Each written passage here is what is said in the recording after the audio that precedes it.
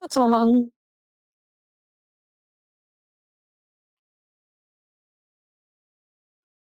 Schade.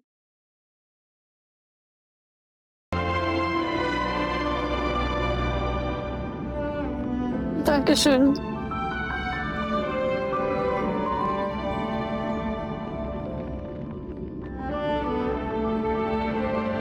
So, scheiße.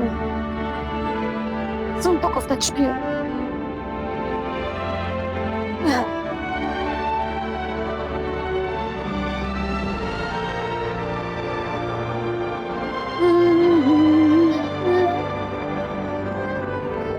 Na dann, let's go. Penacony. Was soll man machen? So, ich muss das Spiel was leiser machen.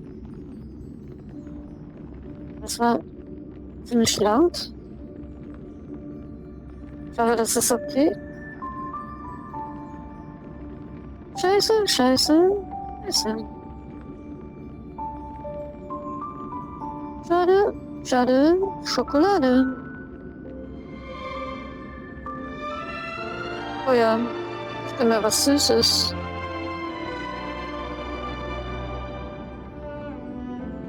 Und Nervennahrung. Ja, let's go.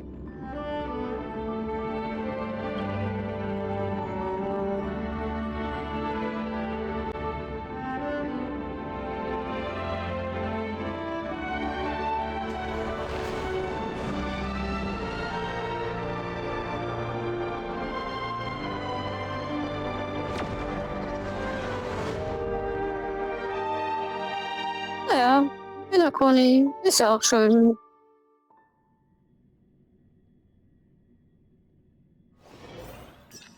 Oh, let's go.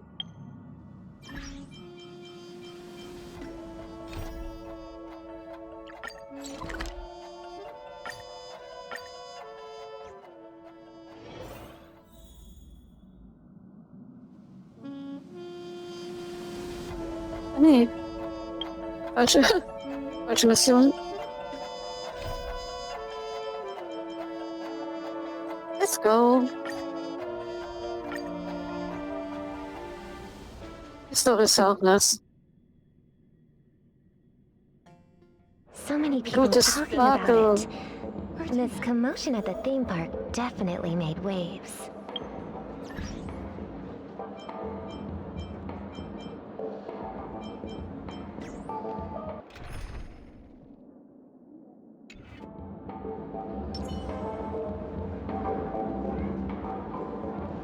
So, ein paar Bomben verteilen.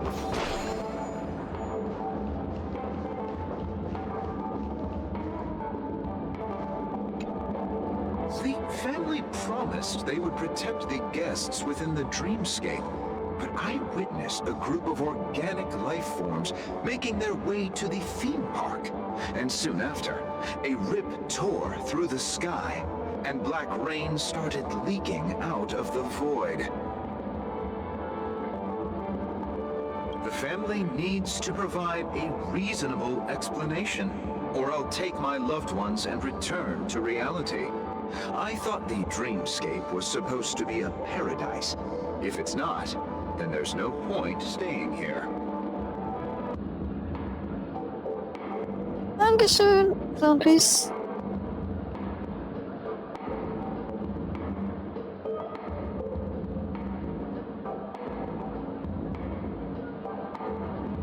It appears the good sir has seen many great events. And it's true that an uninvited guest has unexpectedly entered the dreamscape.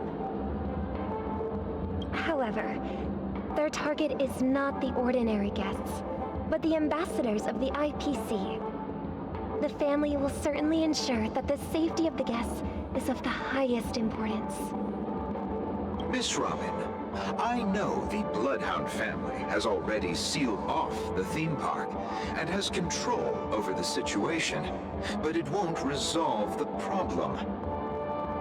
The family can try their best to protect their reputation, but as a guest, I don't wish to gamble with my life.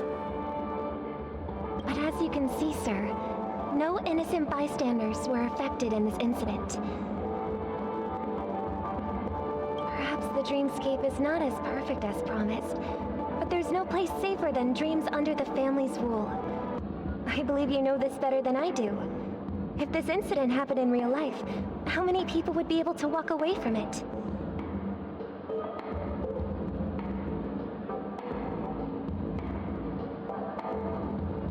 Das ist nett. Dankeschön. Ja, das ist komisch. Gestern habe ich, okay, es hat 2 Stunden gedauert, aber dann lief das. Ich habe mir das VOD angeguckt. Das Spiel ruckelte ein wenig. Ich habe mich gewundert, warum das nicht flüssig läuft. Aber es lief. Da war nichts mit Einfrieren.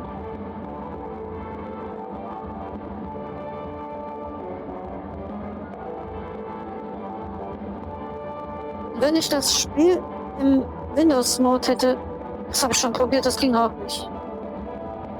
Bei den ganzen Spielen damals, du warst dabei, wo es nicht funktioniert hat. Man hat nichts gesehen und dann hat es funktioniert, weil ich in Windows-Mode gegangen bin. I could stay here, but keep in mind, guests come to Penacony to enjoy the dreamscapes. They do not wish to be entangled in a conflict between the family and the IPC, so let's not have any more unnecessary incidents. Of course. With the Charmony Festival about to commence, we will spare no effort in our preparations. Rest assured. To express our apologies, the family has arranged this gift for the guests. Thank you for understanding. Das könnte sein, ja. Ich habe eben versucht, ein anderes Spiel, Castlevania. Ich komme noch nicht mal. Das Spiel war permanent da. Ich konnte noch nicht mal. Das Manager hat nicht funktioniert. Das Spiel ließ mich nicht auf Windows gehen. Mein Gott.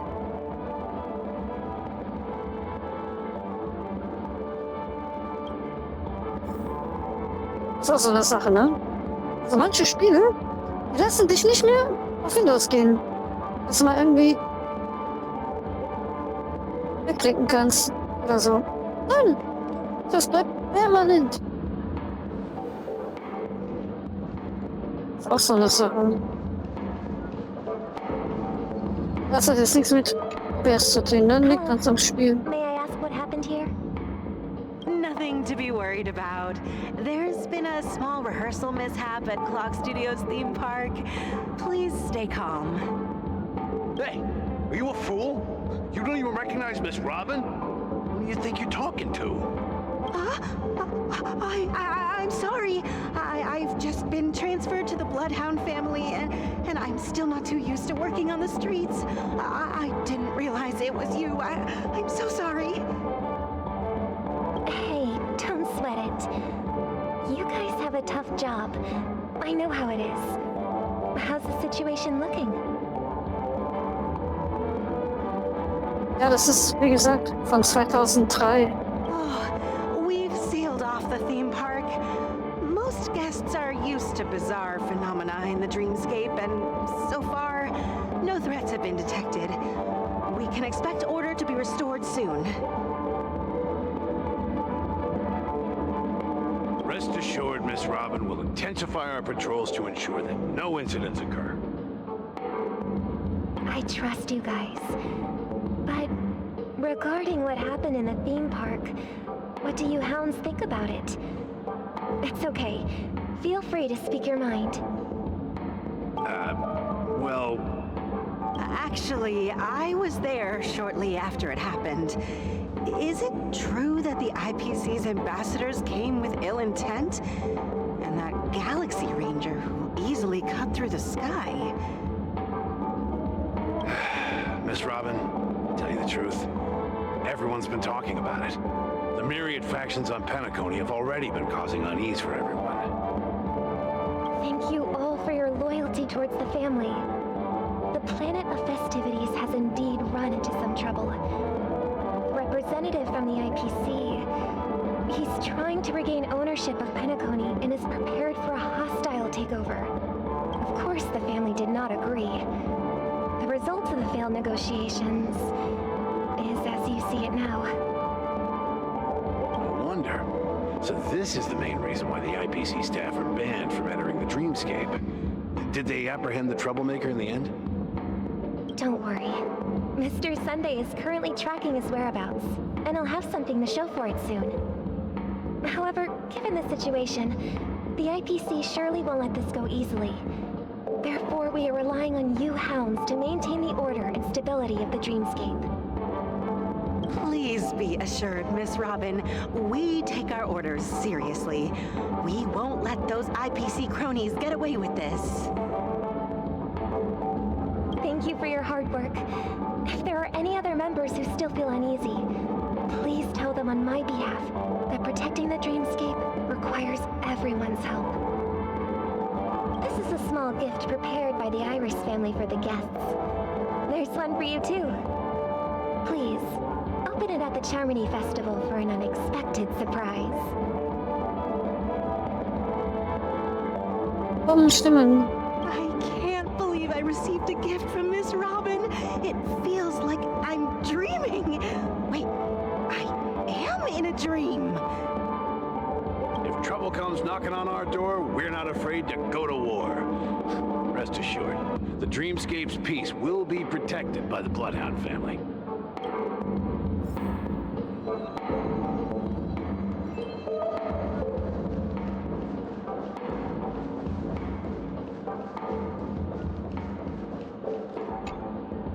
Miss Robin? That's the renowned cosmic superstar, Miss Robin! I didn't expect to meet a fan here. I'm honored. Welcome to Penacony, a world filled with wonderful dreams. I can't believe I'm actually meeting the real Robin! Shouldn't you be preparing for the Charmony Festival? Preparation is important, but the ceremony is fundamentally about sharing the Great One's harmony with everyone. If there's a chance to sing with everyone, I will not refuse. Regarding the recent mishap, I understand it negatively impacted some of our guests. As a member of the family, it's only right for me to come forward and offer my apologies to everyone. But, are you sure it was actually a mishap? Everyone saw those chips descending like rain and the red light tearing through the sky. Claiming it was merely special effects seems a bit far-fetched. Plus, I met that generous gentleman. He looked really out of it and kept talking to himself. Is this also part of the performance? Everyone, please do not panic. I believe that the family will give everyone a satisfactory answer in due time. Even if you say so, Miss Robin, it's hard to believe. Some people just never listen, do they? It's never ending. It just goes on and on. I'm getting really tired of this. Miss Robin? Still, I suppose I should keep on helping everyone. I am the epitome of joy, kindness, and goodness, after all.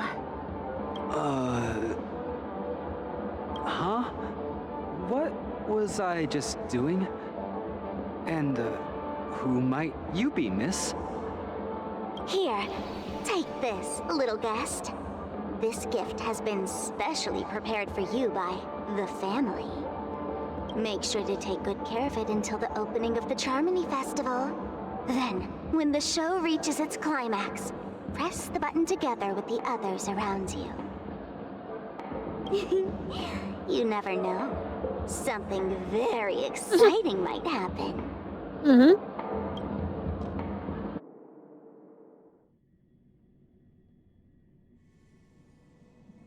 We're back to where it all began. You entered the golden hour from this place. And it is also from here where you will enter the true Penacony. It is a pleasure to journey alongside you once more. But it's time I laid bare the entire truth before you. As you might have heard,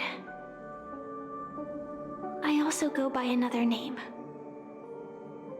Stellaron Hunter Sam.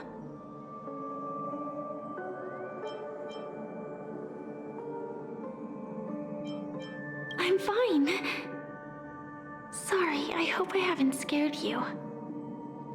I know you have many questions. Do you remember when we encountered death in that strange dreamscape? When I was caught by that meme? In that instant before it killed me, I saw the reflection of another dreamscape in its ghastly pupils. So, following the clues in the script, I came up with some theories about the meme. That's why I instructed Silverwolf to issue invitations, drawing everyone to the Dreams Hotel. I intended to call upon death before you arrived, to solve the riddle using more direct means, and then invite you to join. However, contrary to my wishes, I couldn't defy the script, and I didn't get a chance to explain it to you. It is how you see now. I was impaled by the bladed wings of death. The heavy pressure of concentrated memoria miasma exploded in my mind as if it was actually reality. But after the momentary numbness subsided, I found that my body was absolutely unscathed. I was still alive. And it was just as I thought. I had arrived at a place starkly different from this beautiful dream. Beneath the dreamscape of Penacony lies another, more chaotic, more primal memory zone. Its name? Land of the Exiles. And so, then I returned to the hotel in the dreamscape, hoping to tell you of its existence. Yet I could not reveal my own identity. So, I could only divert your party's attention and lure you away from the battlefield. And after all my attempts proved futile, it wasn't until not long ago when a crimson blade of light shattered the high wall of the dream, causing you all to fall far into the abyssal depths of the dreamscape, that I was able to awaken you and your companions one by one. And that's it. That is all that's happened so far. Jetzt ist mir alles klar. I know it's tough to believe all this without reservations. I just want to say, you are very close to the final answer. Just one more thing needs to be done. And then I can prove it to you. Now, let's leave this place.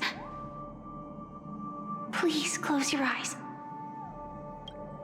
Take a deep breath and visualize the dreamscape's outline in your heart. And remember, you must not open your eyes at all times. 3, 2, 1. Don't be afraid. The one who has come to greet us has arrived.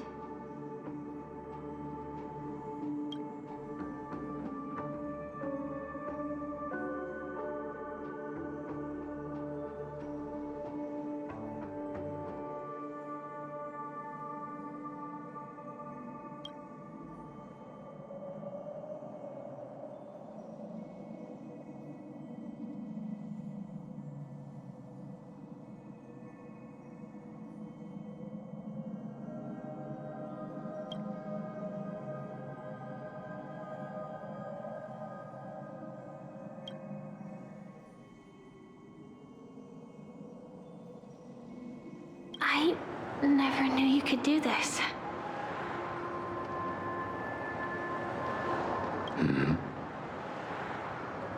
Do you have a driver's license? I do. That is surprising. Why? Because this is Japella, the city of sins? No, it's nothing.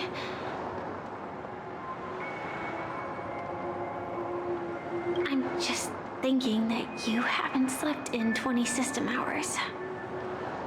Are you sure you're okay? I'm fine. I'll survive. Same goes for you.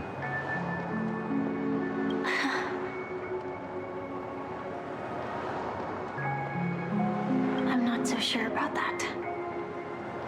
Slow down a bit. Infiltration is over.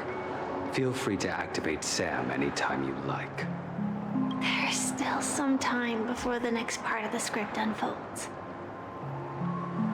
Let me stay a little longer in this body.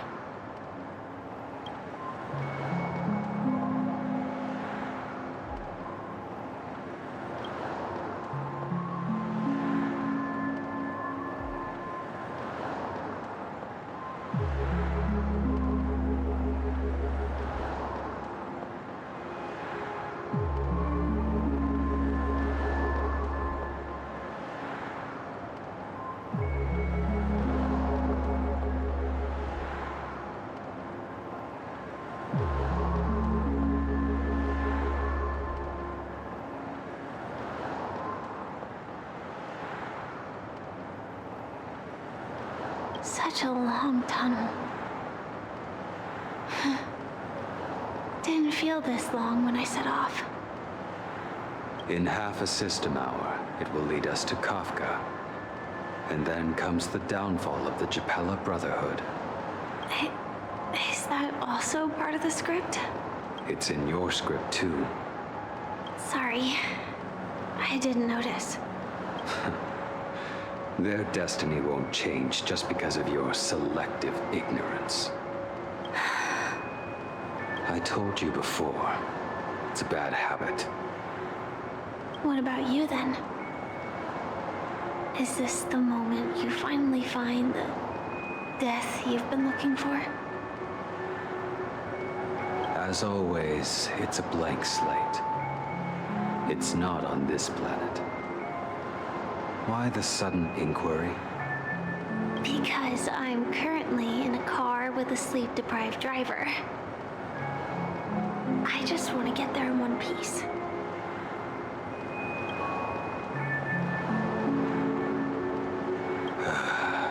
This car has full self-driving capabilities.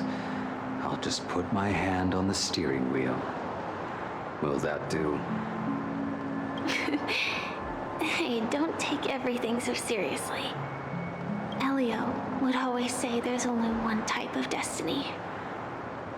The inescapable type. He can see the future, and we, likewise, are aware of our predetermined end. But before that moment arrives, we can still choose what we do. We all have this right, don't we? After today, Japella's name will disappear from cosmic history, and the Everflame Mansion will take its place. In the not-too-distant future, you'll receive an invitation. That's your next stop. Land of the Dreams. Penacony. I hope you find whatever you seek there. Be it answers or salvation.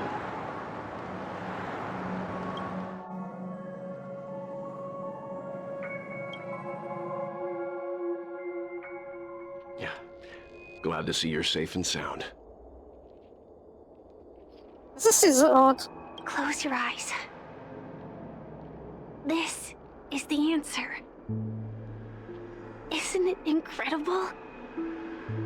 The monster that we have always known as Death is actually the guardian of the land of the exiles. It abides by a certain rule, abducting people from their dreams and bringing them here. The question that has been perplexing us, does death really exist in the dreamscape, appears to be a cognitive trap. It was laid by those orchestrating events from the shadows to cover up the truth behind the disappearances and the existence of this fortress known as Dreamflux Reef. Every emergence of that meme is related to the Watchmaker. Since Dreamflux Reef is where it brings its captives, it's likely that many of our long-standing questions will be answered in this place.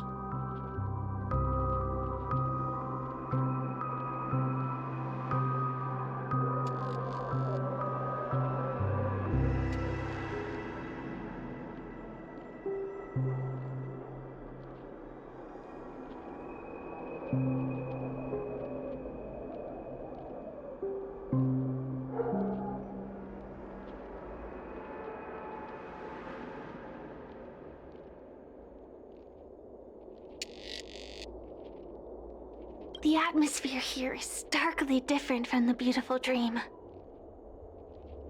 There are no regulators here like the family. And they all look like they're mildly dazed. But from the whispers of the residents, I've heard a familiar name. Gallagher. It's that man again. Always in the right place at the right time. Though that does save us the trouble of looking for him. Himiko and March have already made a move. Get ready. We're about to set off. The real dreamscape. The land of the exiles. Before we go, should we speak to everyone first?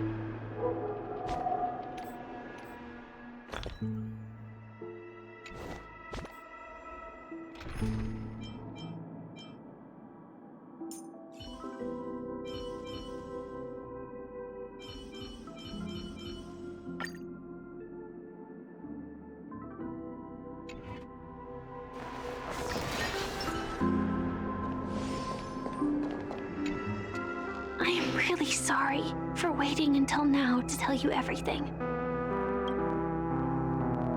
Warum konntest du mir nicht deine wahre Identität verraten? 2 reasons. Firstly, the script. In the future that Elio saw, Sam and the Astral Express's confrontation was inevitable. I tried to break the shackles of the prophecy, but this is as far as I could go. That aside, there were also my personal motives. I wished to travel with you as Firefly, and not Sam. Voll in Ordnung. Ich habe es nicht persönlich genommen. Thank you. Und die stilleren Jäger auch ein Stück vom Vermächtnis? Elio only gave me one instruction. Allow the Astral Express to pursue the Grand Legacy. It means that the Watchmaker's legacy holds great significance to trailblazing. And to you. Elio's scripts used to revolve and expand around certain specific Stellarons. But with your appearance, this condition has apparently ceased to be appropriate. Perhaps he also saw the impossible in the future. Sag mir, wer genau ist eigentlich Sam? Do you still remember the medical cabin I told you about? Well, that's Sam. It belongs to the Iron Cavalry of Glamoth's Firmament Frontline, a Firefly Type 4 strategic assault mech. It is the cradle of my vitality and the meaning of my birth. And for the longest time it was how I should have looked to the rest of the world. Okay. The timescale of Dreamflux Reef differs from reality, so we mustn't lower our guard. You're sensitive to Memoria, a slight misstep. And you could get lost in this memory zone.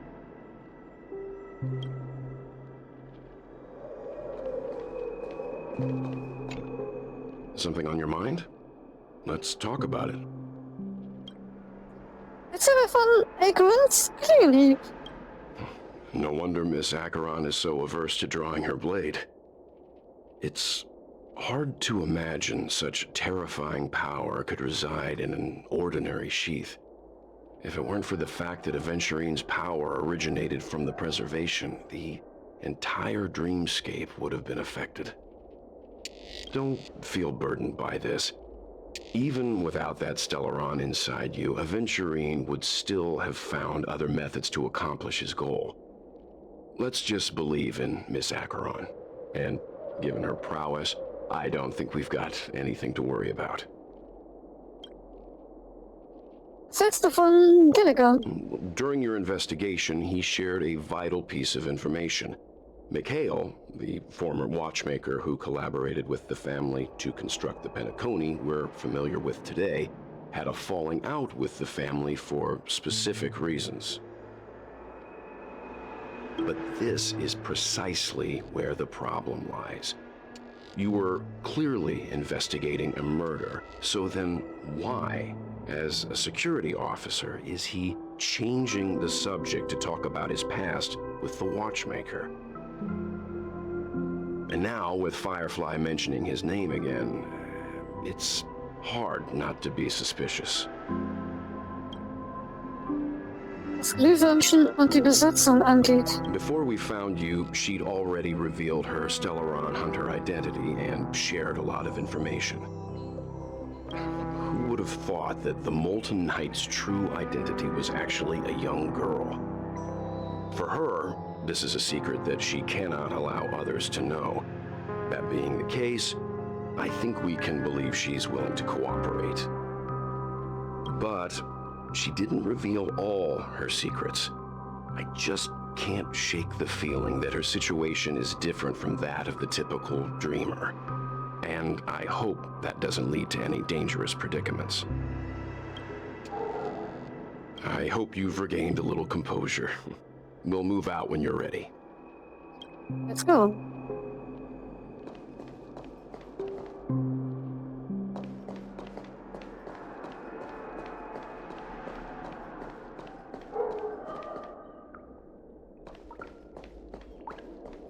Keep going straight down this alley and it'll lead to an elevator. It'll take us to the center of the land of the exiles. Is that all?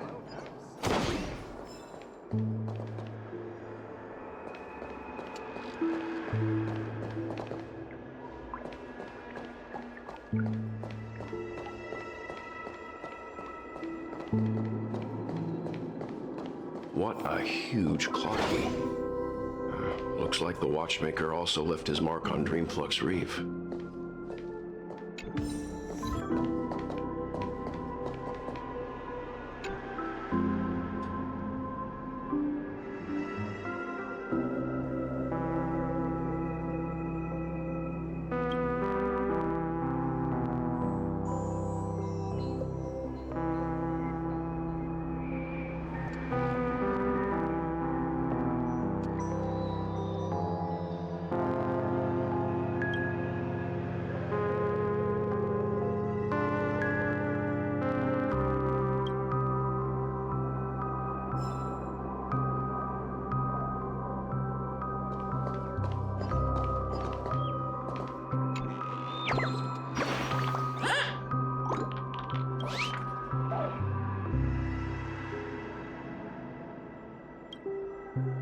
Weil du ein Geist bist?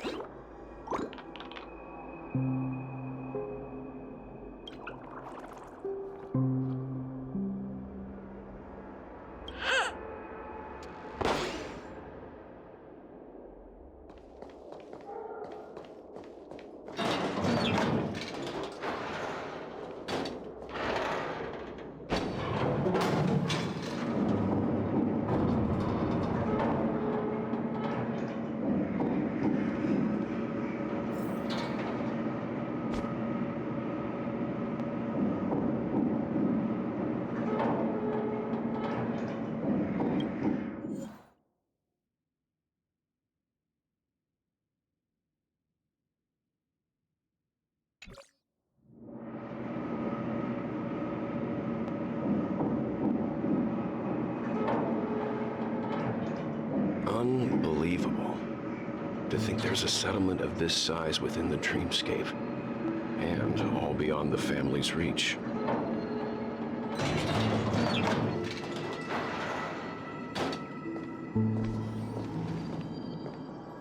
The atmosphere in this fortress is pretty different from that in the beautiful dream.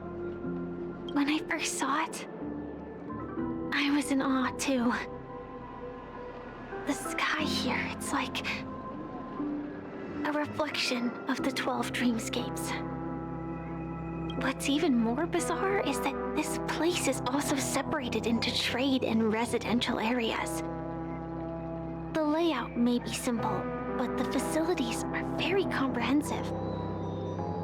It seems that there are quite a number of people living here. Though both dreamscapes have distinct styles, the architectural designs are quite similar. Works of the same hand, perhaps. Hard not to speculate on the connection.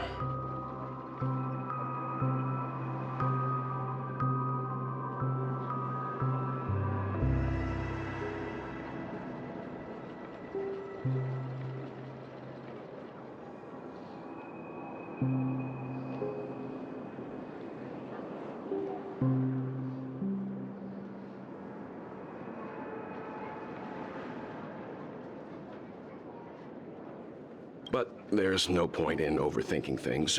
Let's meet up with Himiko and the others first. Take a right turn at the end of this road and you'll reach the trade district. There are more people there. And perhaps someone knows where she is. Not coming with us? The Astral Express likely needs room for some internal deliberation. In the meantime, I'll try and locate Gallagher. Sure. Let's reconnect later. Letting her go was the right decision. Further observations are needed before we decide whether to trust her. But first, there's someone I need to talk to. Let's go. I'm sure you've already noticed him. He's right over there. The Reverie Hotel's bellboy. How did he end up here? And right after Miss Acheron severed the beautiful dream. We'd better check, just to be sure. This trash can is perfect for me, and perfectly legal for me to stay. Huh? You're the guest from before. We meet again! And a new friend. Forgot to introduce myself. I'm the hotel's bellboy, Misha. Hello, Misha. I'm Welt. We met in a dream. Oh, and who might this be? Tick-tock! Old friend and new friend! Let's high-five! Ja, du kannst den sehen. You're a memory zone meme? Nope. Clocky is a good friend of mine. We all live here. How did you two get here? This dreamscape isn't supposed to be open to the public. I wonder if it has something to do with Sleepy. So, this is your home? Yep. After my work in the beautiful dream ends, I'll go back home. Commuting used to be more convenient, but ever since travel became cumbersome, Sleepy started ferrying people back and forth between the two dreamscapes. This Sleepy.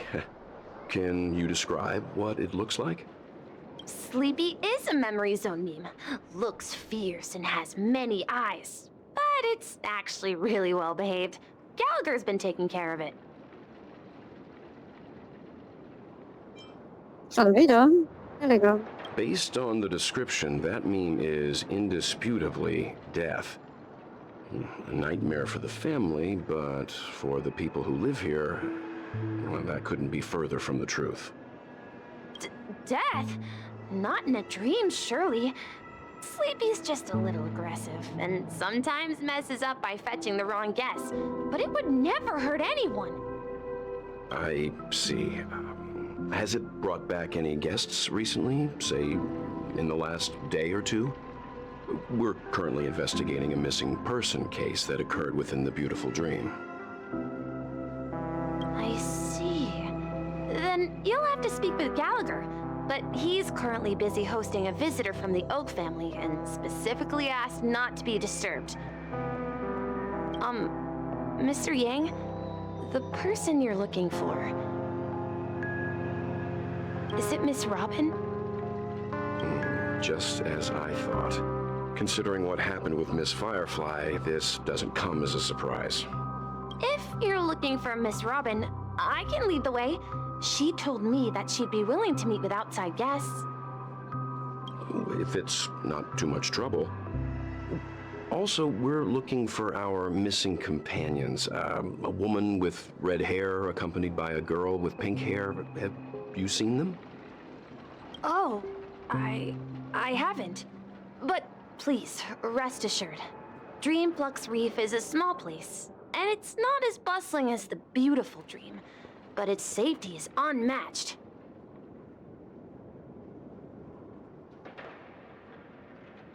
How about this? Since it's your first time here in Dreamflux Reef, I'll be your guide and help you find your companions. And then we can all go visit Miss Robin together. She's gone to Mrs. Grace's to visit the children. She won't be leaving anytime soon, so there should be enough time. All right then, we'll follow your plan. Well, we now know the answer to both murder cases that have caused such commotion in Penacony. As for the intentions of the mastermind behind it all, we're still none the wiser.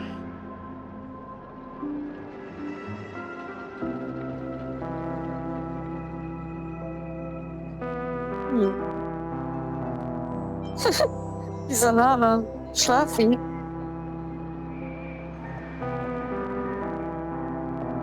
Yeah. So sad. What should you do? No idea. But its Yeah. connection to Gallagher is worth digging into. Regardless, we have to find him. Say, you mentioned before that you saw a Clocky that only you could see, right?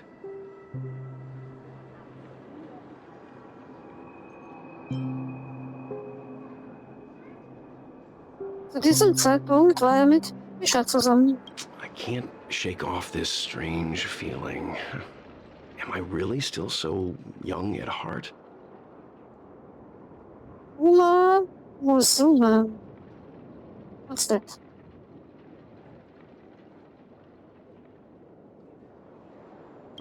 Forget it. It's not important. We'd better just follow Misha. The name calls familiar. Okay.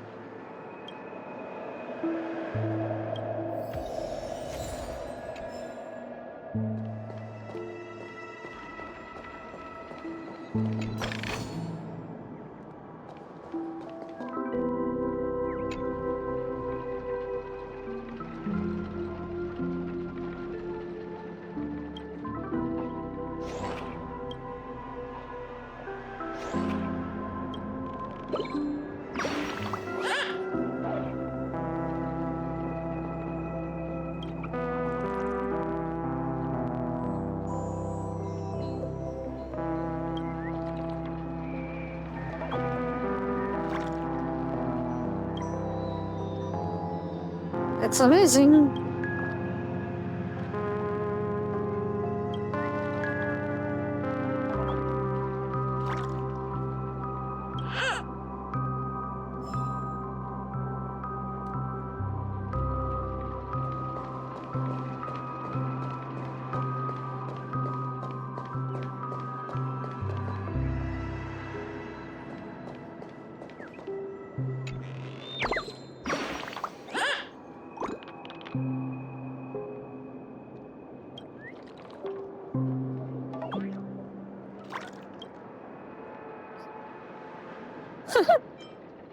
That's impressive.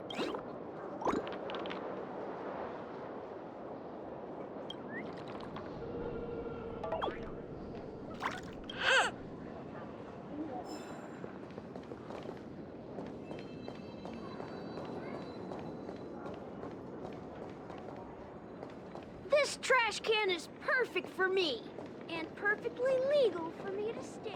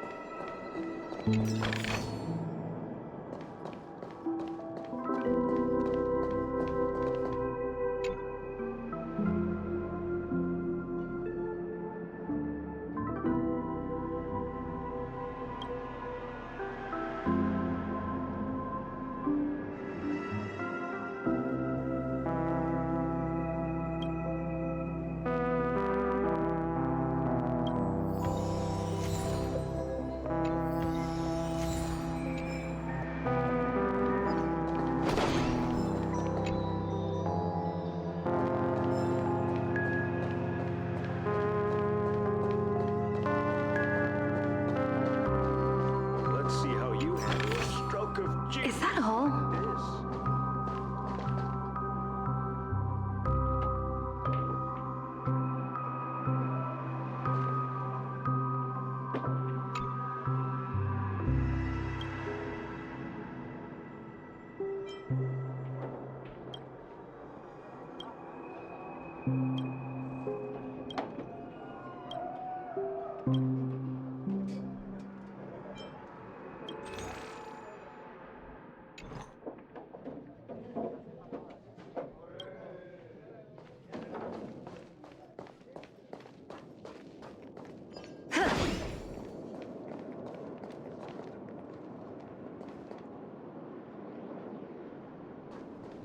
I knew you couldn't hold your liquor.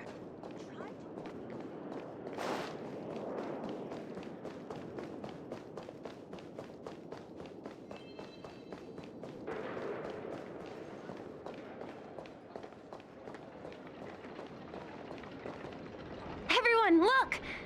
From here, you can see the most spectacular view of Dreamflux Reef.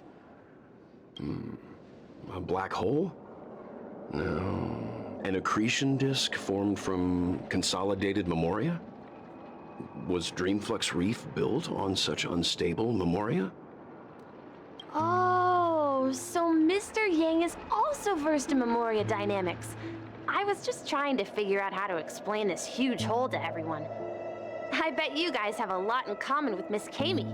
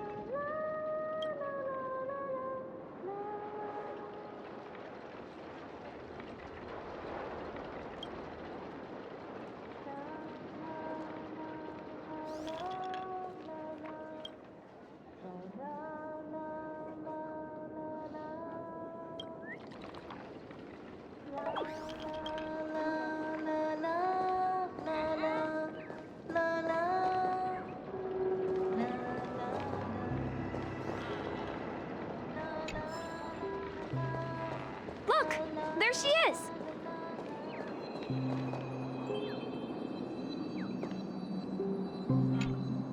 My calculations are finally done.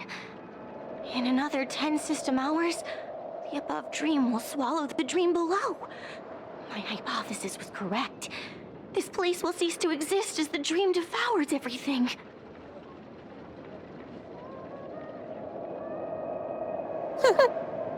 No? It's Bruce. Hmm? Who are you all, and why haven't you left yet? This place is about to disappear. What you doing here? I'm Kami, a dreamscape surveyor specializing in Memoria dynamics, and this is my life's work that I'm researching. See that huge gaping hole? It was just a narrow rift many years ago, but now it's grown into a giant hole. The surrounding Memoria has been flowing towards the other end of the hole at a constant velocity, slowly but surely.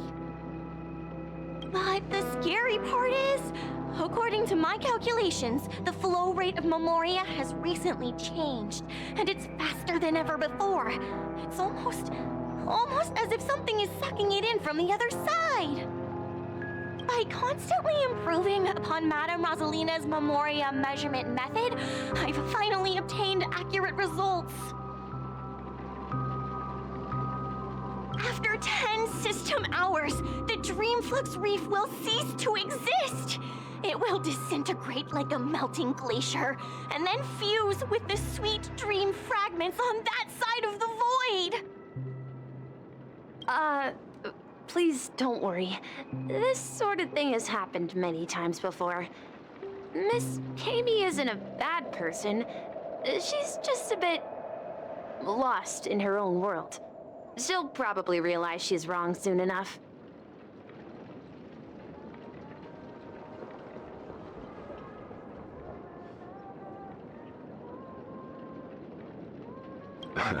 You don't say.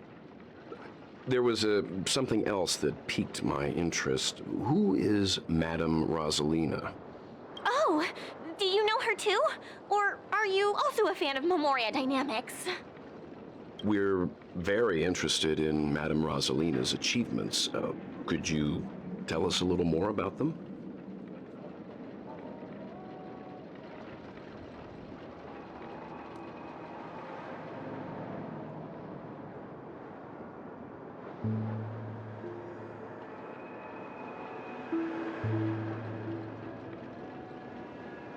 Why, of course! She's an excellent scholar of Memoria dynamics, and the first person to apply Memoria rate measurement methodology on interstellar travelers. Regrettably, due to the presence of the Garden of Recollection, ordinary people don't pay much attention to the nature of Memoria. She departed this world without much fame, leaving only a few thin journals behind. I came to Penacony to learn more about my idol, and went to great lengths to seek out Dreamflux Reef, all because this is her final resting place. Prodigies always meet their demise prematurely. If only Madame Rosalina had more time, she would have discovered a way to reverse the flow of Memoria. I felt it. The source is in the golden hour. There is a certain anomalous presence stirring the currents of the memory zone. I must uncover more concrete proof. I must convince everyone.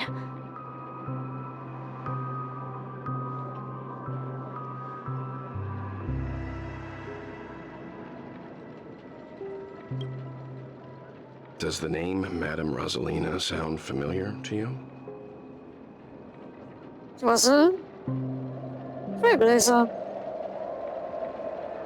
That's right. It seems like she did a great deal of research and calculations in Dreamflux Reef before abruptly passing away. Miss Kami regularly mentions her. I hear Madame Rosalina passed away during the prison war. She could see the Penacony of today. Its people building homes in the memory zone. I bet she'd be really happy. Perhaps. Our destination is the commercial district. That's where the largest crowds gather in Dreamflux Reef. We might be able to find the others there. Looks good.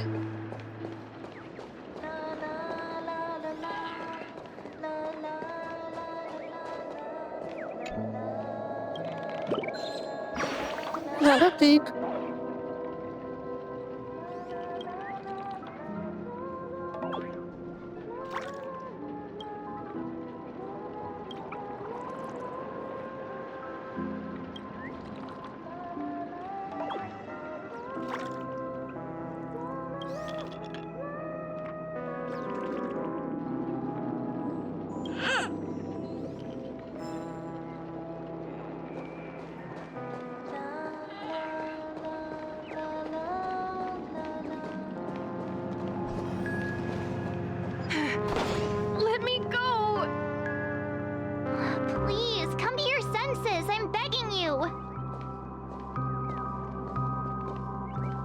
Thanks, Marge. Ghost! There's a ghost!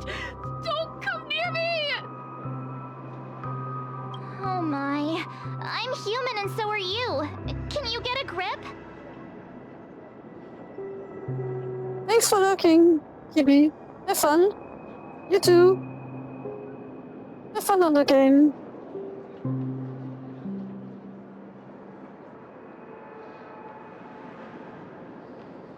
I hope you have fun too. Ah, there you are. I've been waiting for you two. Quickly, come help. I bumped into a member of the family on the way here. He was so scared and I just wanted to calm him down. But... Let me go! Let me go! I've only done good in my life. Why can't I rest in peace after death? well, this is how it turned out. Hast du ihn sehr erschreckt? Ha ha, you're a regular comedian. He thinks he's dead. Although, when I first fell in, I also thought the same. Dear guest, this is not the afterlife. This is Dreamflux Reef. That's right. Did you hear that? Repeat after me. Dreamflux Reef. You're talking to someone invisible. If I'm not dead, what am I? I shouldn't have pushed my luck and tried sleeping in my dream. Curiosity kills the Papashi.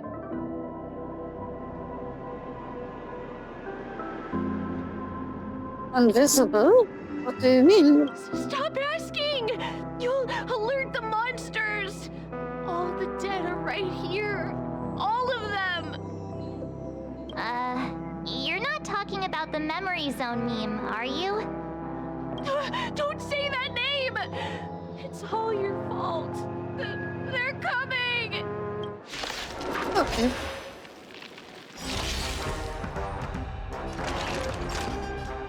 Nap time.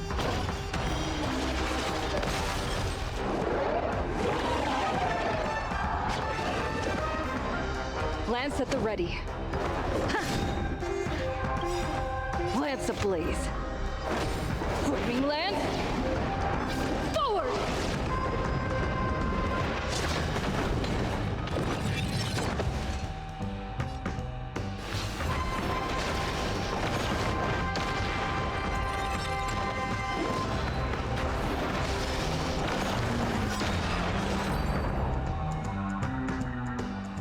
He passed out. His intense negative emotions attracted the nearby memory zone memes. I see. But why aren't the other people around here scared? The bot is working. Unlike in the Sweet Dream, people here don't see memory zone memes as dangerous monsters. And even if they pose a threat, people can easily escape by forcing a wake-up call. But we can't just leave this man here. Can we take him somewhere safe? We can ask Jessie for help. I've gotten to know many locals while waiting for you guys. Everyone here is living a self-sufficient life. I don't know how to describe it, but this place feels like the real dreamscape.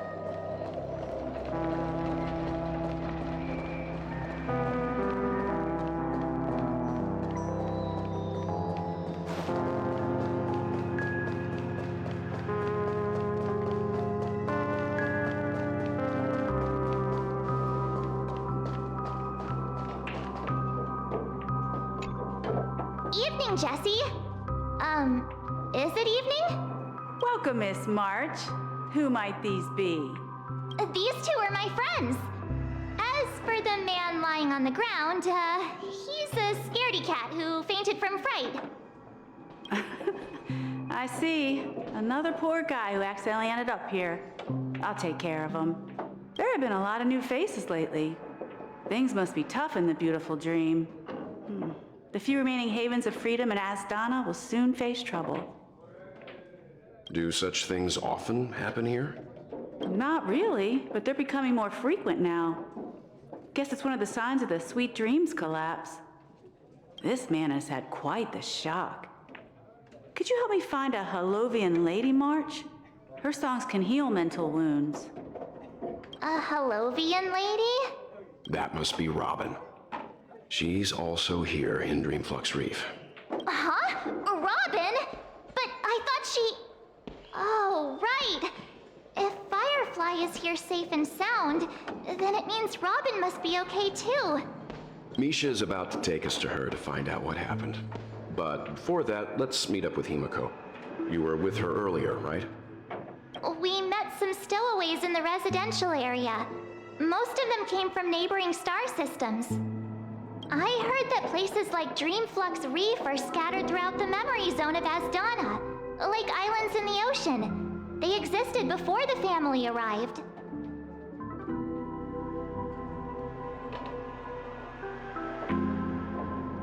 I also heard that when Dreamflux Reef took shape, it was the center of all dreamscapes in Penacony. If that's true, it's no wonder there are so many similarities between this place and the Sweet Dream. Himiko must be gathering information. Let's hurry up and get going.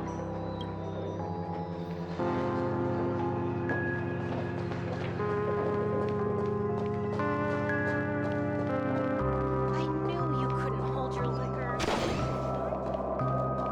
No! At this rate, the family will be done for! Done for! This is where we split up. She can't be too far away. So that's how it is.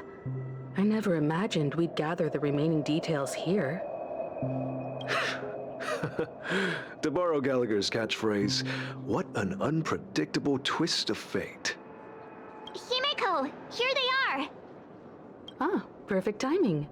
Now that everyone's here, I'd like to introduce everyone to Micah, who's partly in charge of the Land of the Exiles. Micah, these are my companions.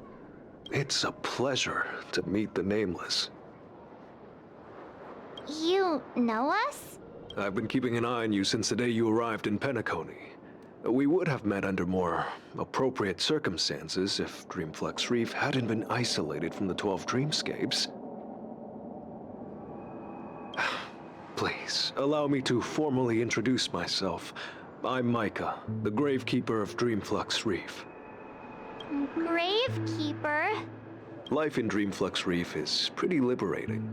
Everyone here mostly keeps to themselves, without meddling in others' affairs. My daily task involves cleaning a few tombstones.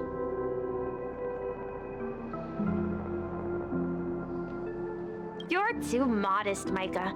When lost dream chasers stumble upon this place, you're the one who takes care of them, guiding them back to the Sweet Dream, or showing them how to survive the wild dream chaos.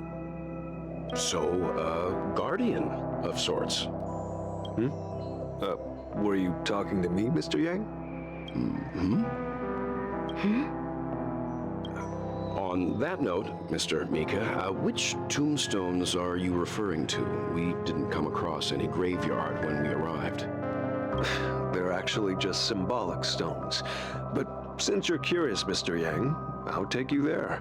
I have a feeling you might find something of interest there. But before that, you have an important guest joining you. An important guest? Who could it be? Who could it be? This way, please. The roads here in Dreamflux Reef are a bit run down, so watch your step. And if it's not, it's Robin. Let's have a toast to dreamscapes. It's Robin. I remember when this place was all hustling and bustling. Now look.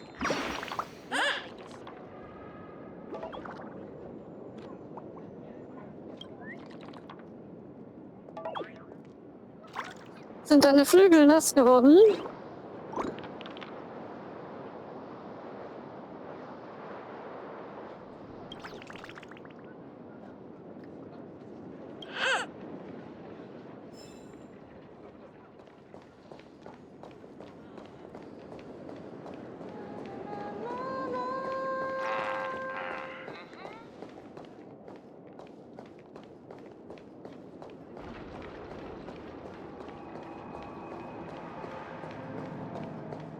Miss Robin.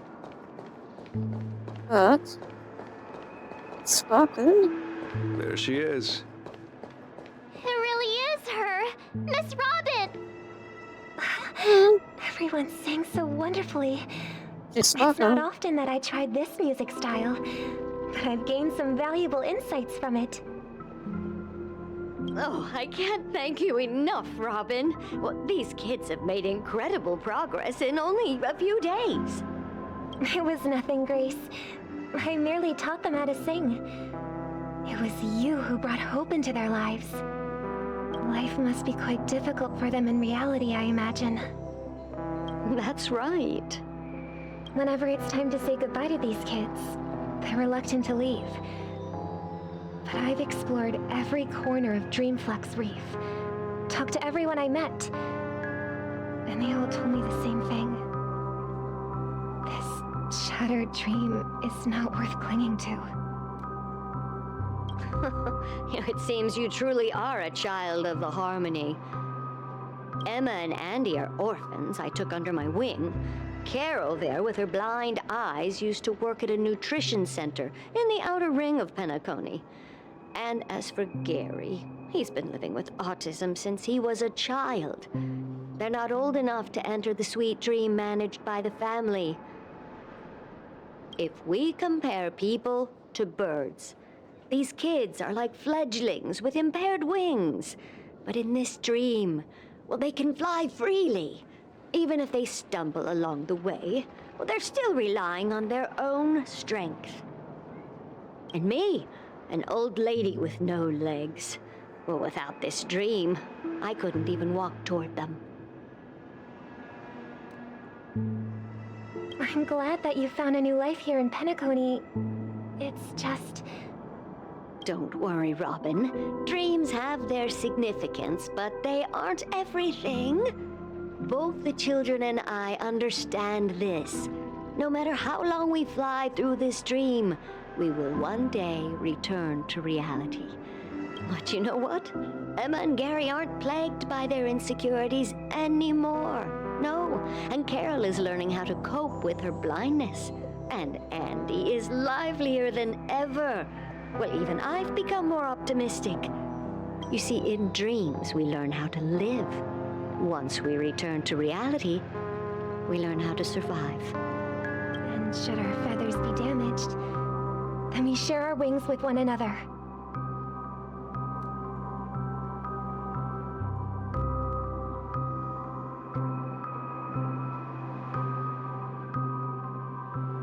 There's no need to covet an illusory sky in dreams, because we have the right and the ability to fly towards a broader horizon. It's a relief to see you safe and sound, Miss Robin.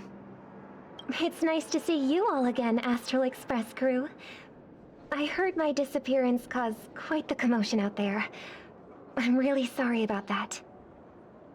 Since you're here, can we assume that you're fully aware of the situation in Penacony? Ever since I returned to Penacony, my voice started to change, until it gradually faded away. At first, I thought it was a temporary ailment, perhaps due to having been away too long. I thought maybe it just takes some time for my body to acclimate to the high concentration of Memoria and Asdana. But now it seems the root of the problem goes way beyond me. There are elements around me that don't align with the Harmony. Losing my voice is just one of the signs of the Sweet Dream's collapse. The Sweet Dream's collapse. That memo keeper mentioned the same thing. So it's real. While I was away from Penacony, the boundaries of the 12 dreamscapes kept expanding outward. Whenever I mentioned the anomalies in the dream, all the family heads refused to talk about it. Only my brother was willing to respond. Later, I discovered the secret letters from the IPC ambassador, which further convinced me that there are hidden secrets beneath the surface of Penacony. So, Following the clues in the Oak family's dossiers, I found my way here. The land of the exiles, concealed by the family under the guise of death. A dream within a dream, where Penacony's past is buried. Hearing you speak, it sounds as if your voice has made somewhat of a recovery. I hate to admit it, but the harmony in this place resonates more broadly than within the sweet dream.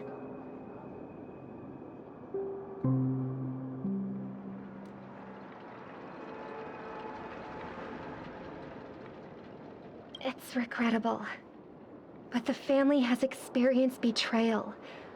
The traitor, or traitors, abandoned their original principles and, using the name of harmony, exploited people's weaknesses to turn Penacony into the planet of festivities, trapping everyone in the illusion of the sweet dream.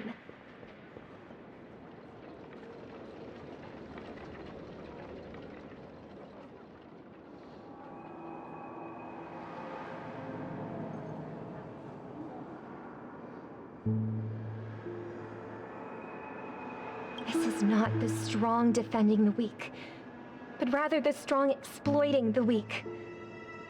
A world without equality won't ever be favored by the harmony.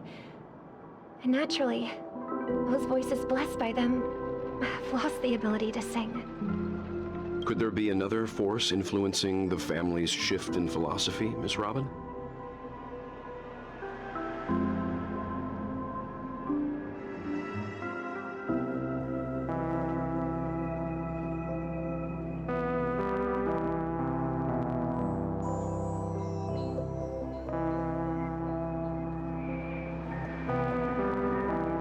Considering what happened with Acheron, it's difficult to conceive of another entity within the realm of the harmony capable of influencing everyone.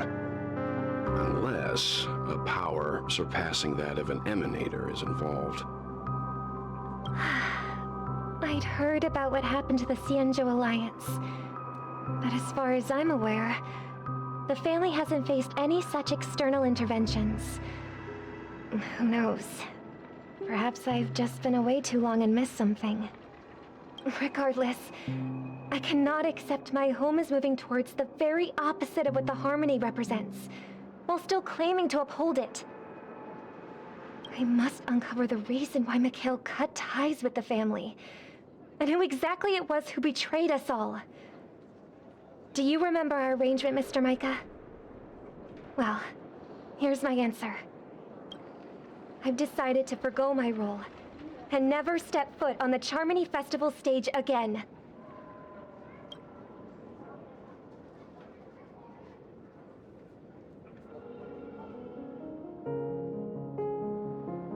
Look here, brother.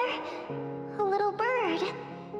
Looks like a fledgling Charmony dove. But Charmony doves don't live here. So how did this little bird get here? Maybe its parents abandoned it? It looks weak and frail. Why don't we find something soft and make a nest for it? This place is too dangerous for a fledgling. Let's take it with us. We can put it on the wooden shelf in front of your window. Okay. A bird like that must have a beautiful singing voice. But where will it live? I'll ask the family head to build a cage for it. A cage? But then it won't have the freedom to fly, right? Let's see. What is it that has captured the attention of the two best interpreters of the Great One? To the point that they've forgotten how to enjoy their dessert.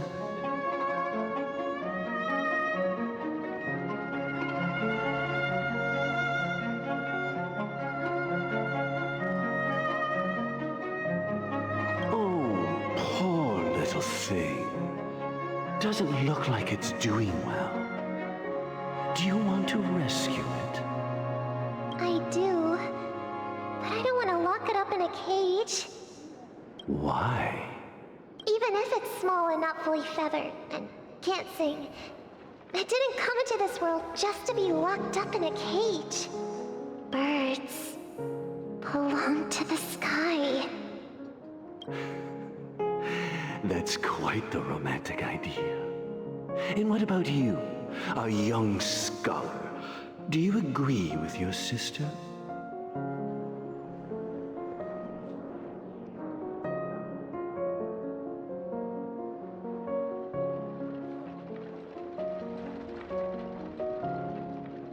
I think she's right. But if we leave it out in the wild, it won't survive for more than a few days at best. Ah, I see. It seems our little scholar is still a bit unsure. Well, let me tell you youngsters a story. As you probably know, Charmony doves can fly through the air. When they fly really high, the friction caused by the flapping of their feathers against the atmosphere creates amazing lights, so that they look like shooting stars. We've seen this spectacle so many times that we think it's just something they can naturally do. But that's not the truth. Their radiant display is the result of countless struggles against nature over generations.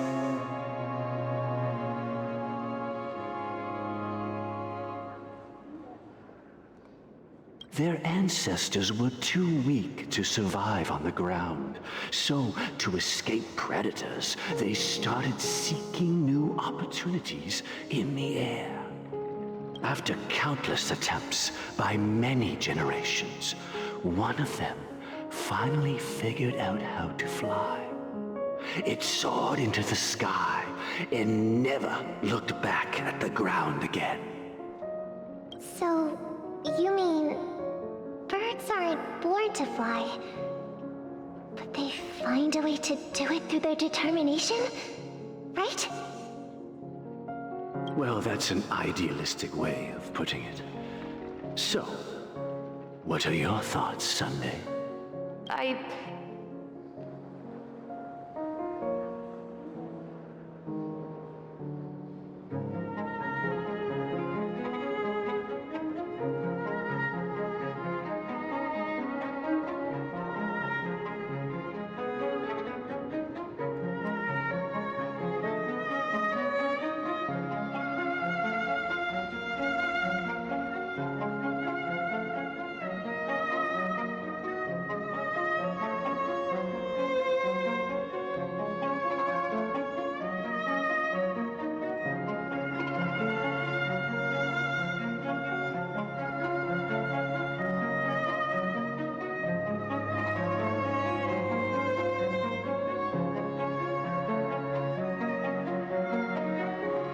think people believe birds are meant to fly because they've never seen those birds crashing to their death.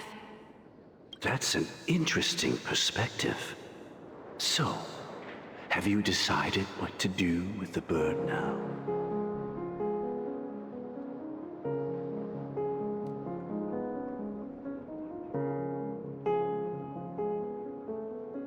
For now, I'll keep it in a cage until it can take care of itself because I want it to live, no matter what.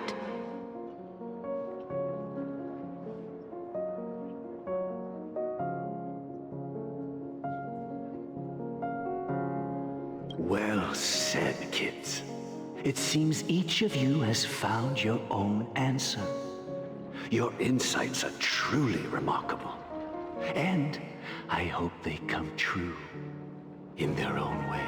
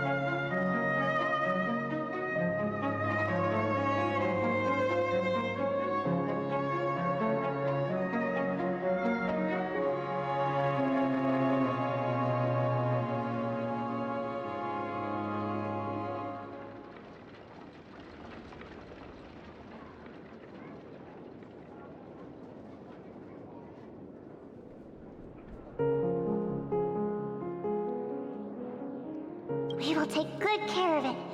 Won't we, brother? Yeah. But, Mr. Gopherwood, there's one thing I don't quite understand.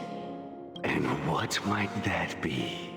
What if this little Charmony dove never learns to fly in the end? I mean, if there are fledglings in this world that can never fly throughout their lives, should we let them go back to the sky? Only to see them crash to the ground and die?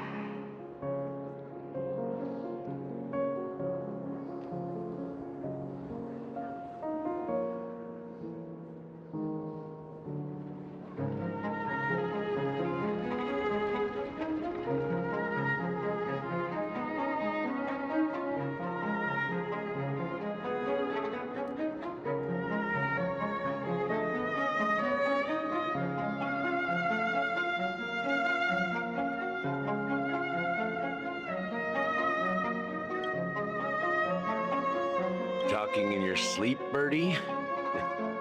Time to wake up.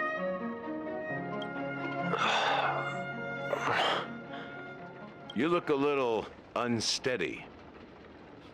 Need a hand? I'm still alive? Yeah. Happy about that? Where is Robin? Tell me. Now. I knew that was going to be the first thing you'd ask.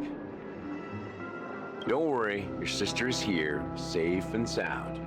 She's probably walking around the streets now. If I were you, I'd be more worried about myself. After all, right in front of you is the guy who just stabbed you in the chest with a dagger.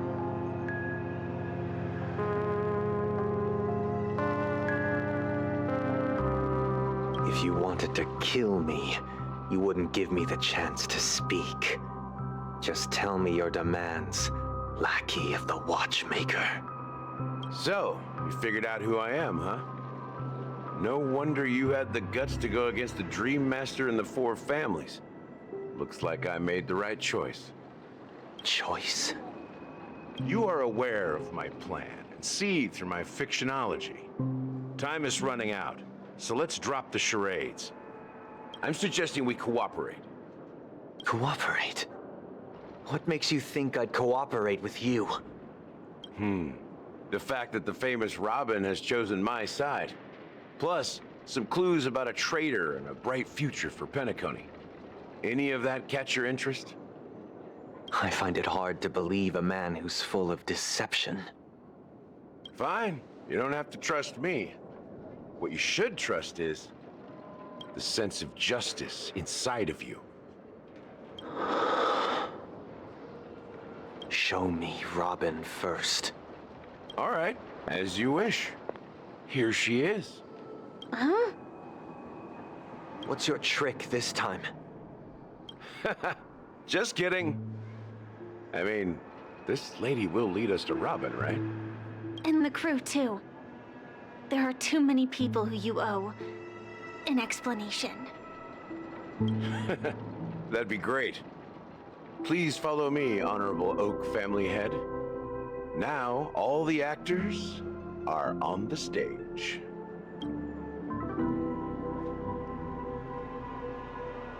This is the monument I mentioned earlier. The names inscribed on it should be familiar to all of you. Rosalina and Tiernan. When Penacony was known as a frontier prison, it was the Trailblazers who connected it with the stars. They were the heroes who saved Astana, and their names deserve to be immortalized, not just on this small stone tablet, but in the annals of history for all of time. However, today, the planet of festivities is nothing but sweet dreams. That heavy piece of history is all a distant memory, just like that prison. If their names are inscribed here, then that means... According to Micah, they died long ago. Rosalina was killed during the War of Independence. She ventured alone into the heart of the star system to investigate the flow of Memoria, but she never returned. Tiernan was a skilled gunslinger, strong and reliable. He led the people through countless battles, but he didn't live long enough to witness the arrival of true peace. In the decade following the war, Penacony faced challenges internal and external. To protect Asdana, Tiernan picked up the way of the Trailblaze again, and led the Leitmoth family to explore beyond the system, only to be surrounded and wiped out by the Swarm. Though I had expected as much, the tales of these heroes truly are sorrowful. True to the title of Trailblazer, they spent their lives venturing into the unknown. But what about this tablet? There are no names carved on it. When Dreamflux Reef was created, its owner was still alive. However, he insisted on erecting a monument for himself, saying that it will happen someday. Here we meet again. Everyone from the Astral Express. Robin.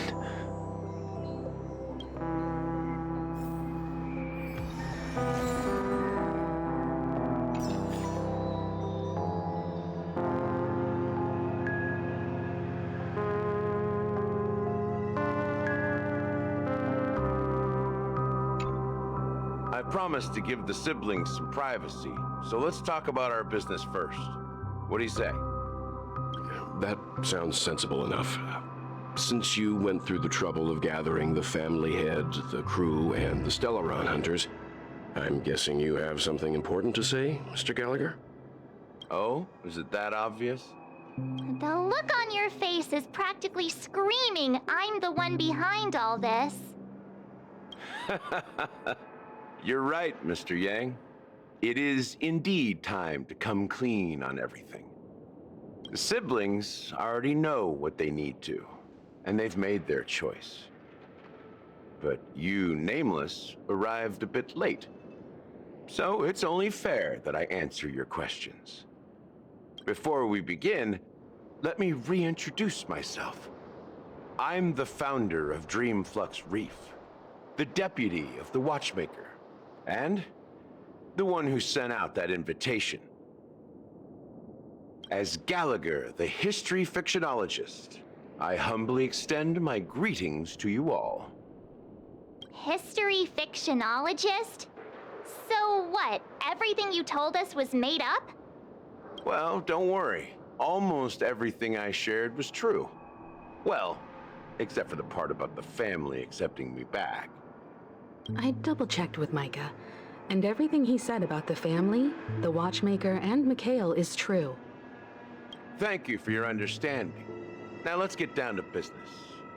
I'm sure you're all wondering why I went through the trouble of setting up this battle for the legacy, inviting different factions and stirring up a ruckus all over Penacony. Well, it all boils down to something very familiar to all of you. The Stellaron. The Stellaron? But how is that possible? Penacony is a free-flowing interstellar hub. There are no signs of contamination whatsoever. You're totally correct. So, care to take a guess at what that means? I wish that were the truth. But if that were the case, I wouldn't have invited all of you. The sweet dream doesn't come out of thin air. If you think of the memory zone as the sea, creating the land of the dreams is like filling that wild ocean with earth to make an island. To achieve this feat, without the help of an emanator of remembrance or enigmata, the only way is to use a Stellaron. And that's not something you can achieve with a simple wish. It requires vast quantities of knowledge, time, and manpower. I'm sure you get what I'm hinting at. In Asdana, the planet of festivities itself is a Stellaron disaster.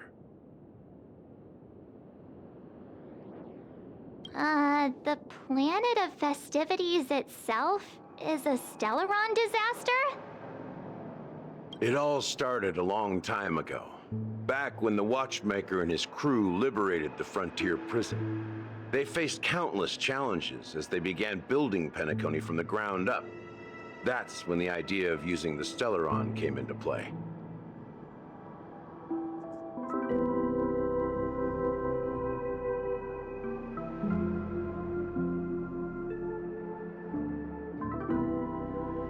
The Stellaron first entered the Asdana system during the war. The Nameless warned everyone against the folly of attempting to tamper with such a power, and most heeded their words. But there are always people in the shadows with ulterior motives.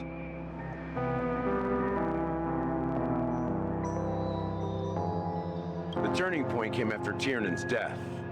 With two of the Nameless gone, the Watchmaker had to go to the front lines. It was at that moment his rivals saw an opportunity.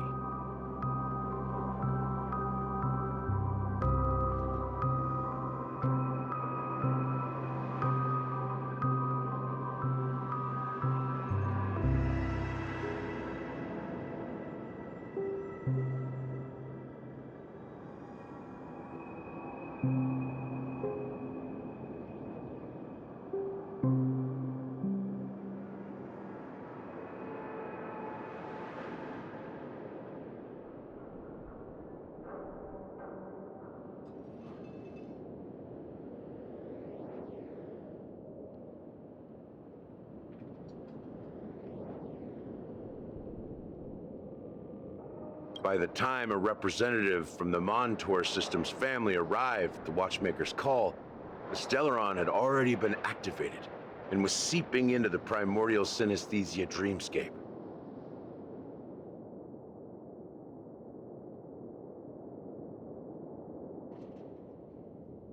And I suppose the family happened to possess the knowledge to seal the Stellaron? Not just that. They knew far more about the Stellaron than the average person. They helped Mikhail swiftly quell the civil unrest and played a part in building Penacony under the disguise of the Harmony. Those three eras were known as the Age of Dreaming. The Watchmaker, who had been left in the dark, sent out invitations across the universe, spreading the hype around the land of the dreams.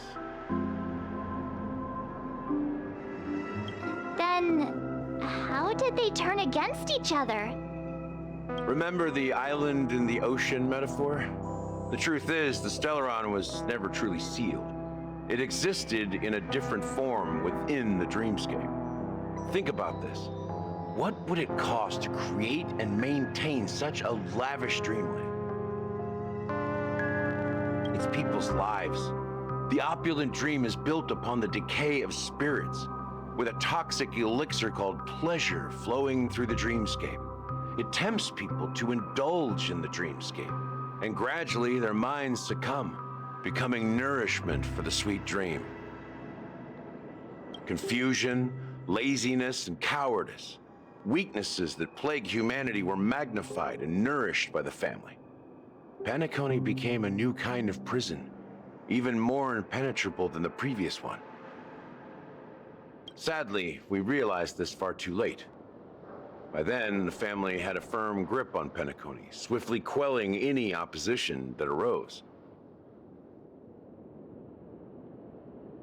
At my wit's end, I had to use the power of the Enigmata, and sought refuge in this chaotic memory zone. Over the years, I fabricated a meme within this dream for our use. Dormancy. That's its real name. We exploited a loophole. You see, regular people can't fall asleep again while they are inside the dreamscape. So this is the true meaning of the impossible.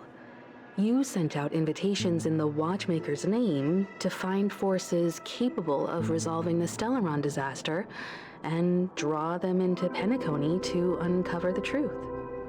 It's not just that.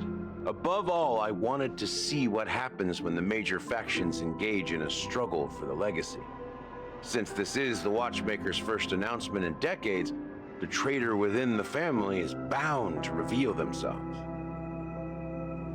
So, the legacy is just a facade.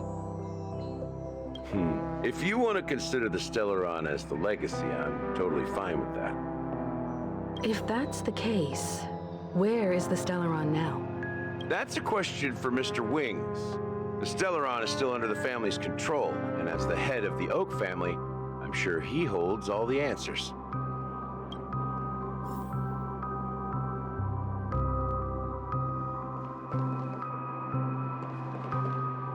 As I suspected, the core of this issue lies within the Stellaron. You all look quite serious. Is there anything I can do to help?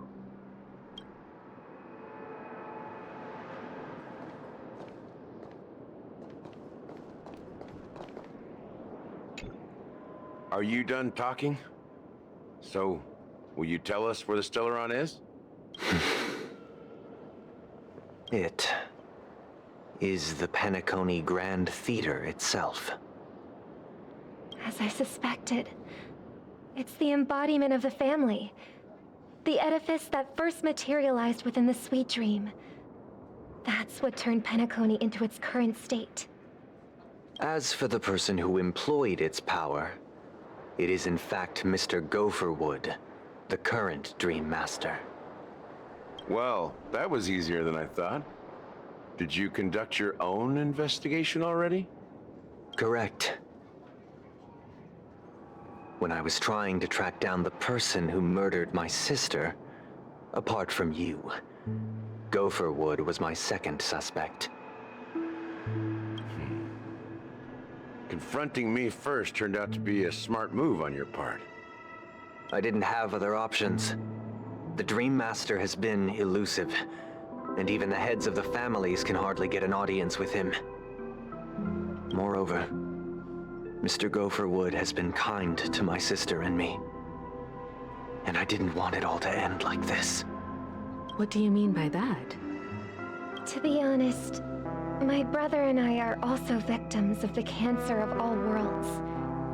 We grew up as orphans, and were adopted by the family when they came to help. Mr. Gopherwood recognized our potential and brought us to Penacony. But I can't just stand by and watch Mr. Gopherwood become an enemy of the Harmony. I won't use my voice to support an evil cause. I won't step on that stage and sing, no matter who the traitor is, or what orders they give me. I won't let the Charmony Festival become an event that destroys Harmony itself, or the paradise in our dreams. Indeed, for the paradise in our dreams. As the head of the Oak family, I'm responsible for ensuring Penacony's promising future. Robin and I will head into the Sweet Dream and confront the Dream Master. And if it turns out that the family has truly strayed from the Harmony, I'll fight alongside you. We'll put the Charmony Festival on hold and make sure Mr. Gopherwood pays for his blood debt. The enemies you are about to face aren't like this old dog here, who can barely even bark. Since our interests are aligned, why don't we team up? Maybe, just maybe, we'll have a shot at success. We have always been following in the footsteps of our nameless predecessors, and there's no reason to stop now. Yeah, we Nameless won't back down from a challenge. Isn't that right, Miss Trailblazer?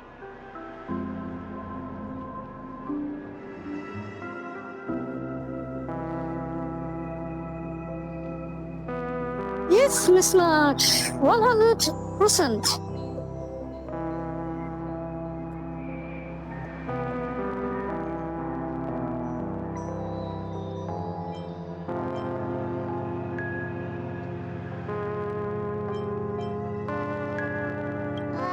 That line actually makes me a bit nervous. Rest assured, sitting on the sidelines isn't in our nature. Mr. Sunday, Miss Robin, I'm willing to accompany you on behalf of the Astral Express. Having a third party present should help with negotiations, and could make all the difference if things get ugly.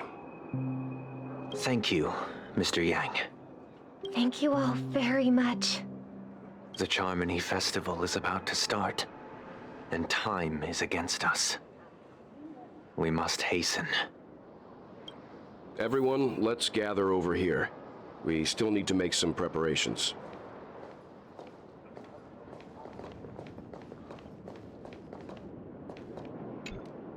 I may have been quick to step up to the plate, but confronting the Dream Master could be a very dangerous affair. Uh-huh? Even you're saying that, Mr. Yang? How powerful is that Dream Master?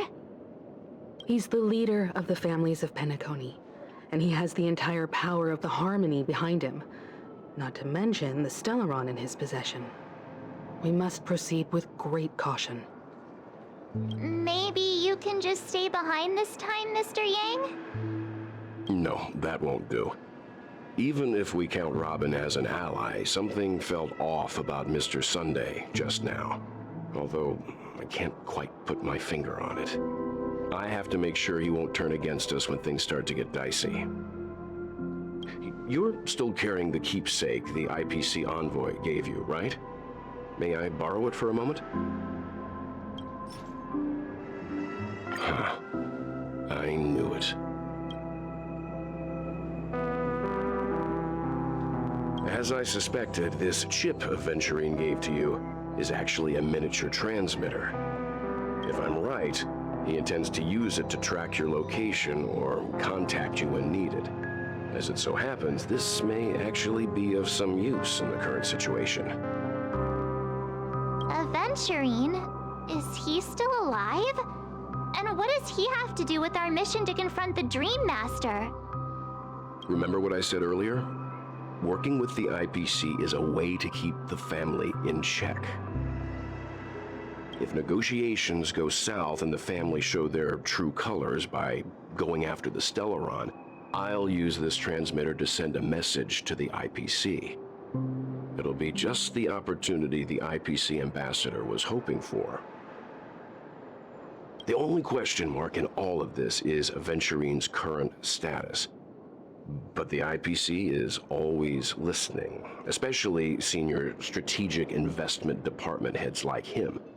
Getting the message across shouldn't be a problem. Good luck to you, Welt. Well, you take care too. If anything goes wrong, don't worry about me. Just make sure to seal the Stellaron. Spoken like a true hero. Even if the Dream Master is innocent, the family's corruption runs deep. I won't make the same mistake Mikhail did. Let's wish him the best of luck. Don't you have something else to tell us, Gallagher? Why would you say so? Before we departed, the conductor asked us to inquire about the 3 nameless in Penacony. We've already collected intel about Rosalina and Tiernan, so the only one left is Legwork. If I'm not mistaken, we've already met him somewhere, haven't we? It's not enough to say meet, but the answer is pretty obvious. After all, I've hinted at it in quite an evident way. I've been watching over you ever since I received the reply from the Astral Express. And I've seen the great effort you all put into linking different realms together across the cosmos. And now, after getting this far all in one piece, you have truly proven yourselves. Miss Himiko, were you the one who repaired the Express and got it sailing through the cosmos again? Yes. And you two, young Nameless, you have very interesting life stories and extraordinary skills.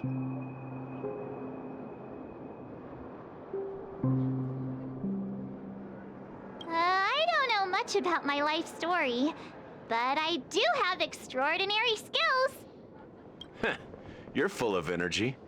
Please send my regards to the conductor, Pom Pom. Please let them know that their friend has fond memories of his time aboard the Express, which he reminisces on every time he has a good drink. As for the last Nameless, he embarked, disembarked, and embarked again, traveling in a great circle, ending up back where he started. On his deathbed, he told me to find the Astral Express and deliver an invitation to the future Nameless. He left behind a special gift, a true legacy. Something that belongs only to the successors of the Trailblaze. Come with me. Now is the time to reveal it.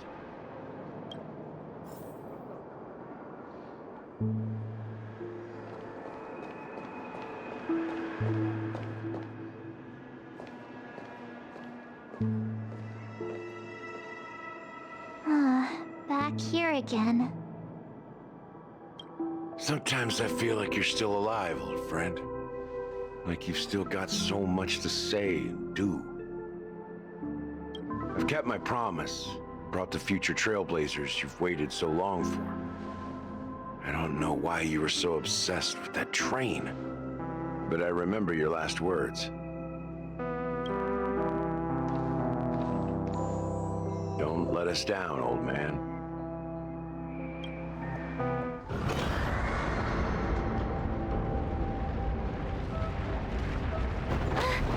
What's happening?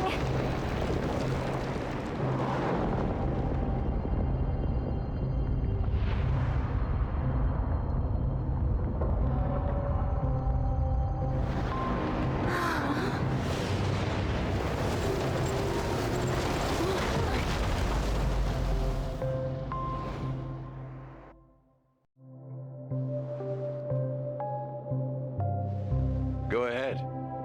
His resting place lies in the garden up ahead. The first and last Nameless of Penacony. Mikhail Char Legward, the Watchmaker.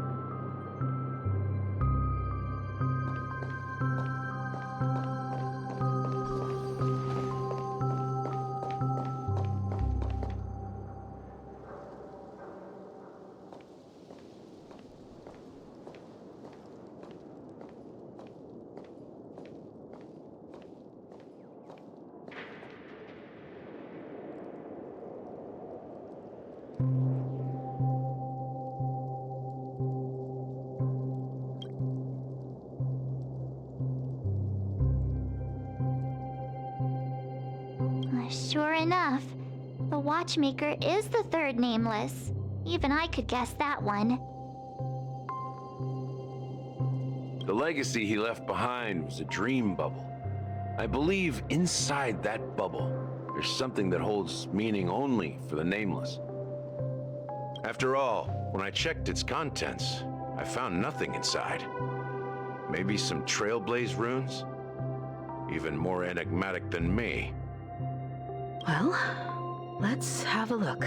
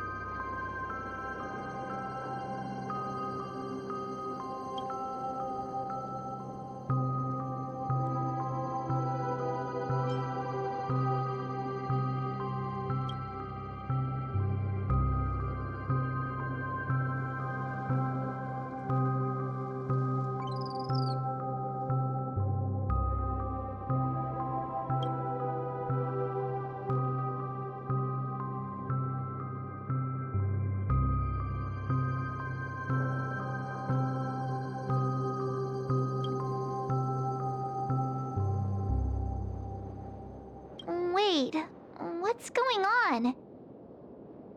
Seriously? There's nothing inside this dream bubble?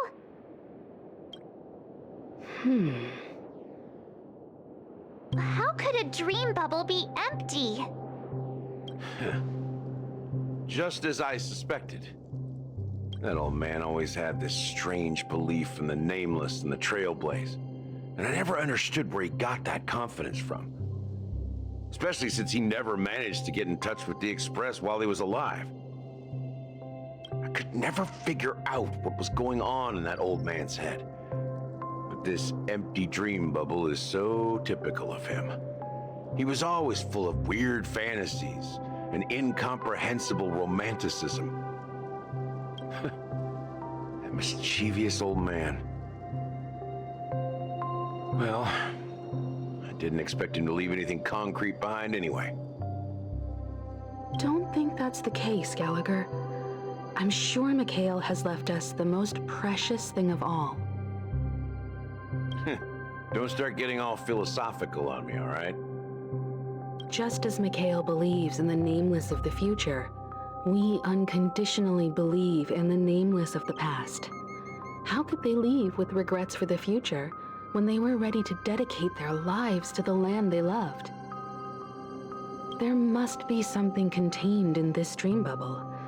It's just we haven't figured it out yet. You also have faith in the Watchmaker, don't you, Gallagher? Well, I'm a follower of the Enigmata. My philosophy forbids me to have faith in anything. That's why I understand what faith means in the path of Trailblaze. And I also want to know what he left behind. I'll leave it to you guys then.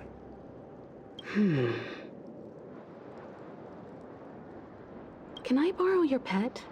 I need to make a trip back to Golden Hour and check something at the Dreamscape sales store. It's for Mikhail, and for the future of Penacony.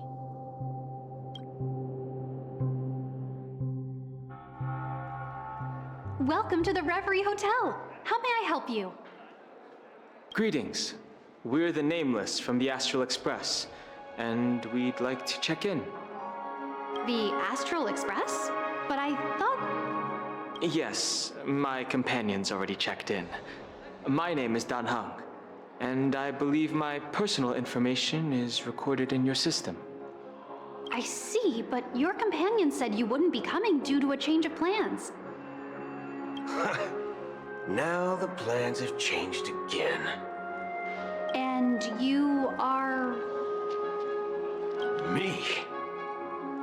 I'm Pom Pom, a new Nameless who's also with the Astral Express. He's my fellow trailblazer. We responded to the family's invitation before he boarded the express, so he wasn't registered in your system. Is it possible to accommodate him as well? Oh, I see. Another one of the Nameless had a similar situation. Seems like a lot of people are joining the Trailblaze these days. Since there's a precedent, it shouldn't be a problem. Just give me a second to contact your companions. I'm sorry, dear guests, but it seems I'm unable to reach the other members of the Astral Express. What do you mean by unable to reach them? My apologies. This is the first time I've encountered a situation like this. However, the system indicates that those guests are still in the dreamscape. How about this? Give me their room number, and we'll go check on them ourselves. I'm afraid that's not possible.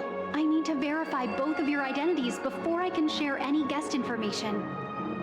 How about you just wake up someone? Let's say, Welt? I'm sorry, but there are strict rules regarding forced awakening. It cannot be done without the proper clearance. So nothing works, huh? What's your solution then? Are you saying we sleep here? At the reception?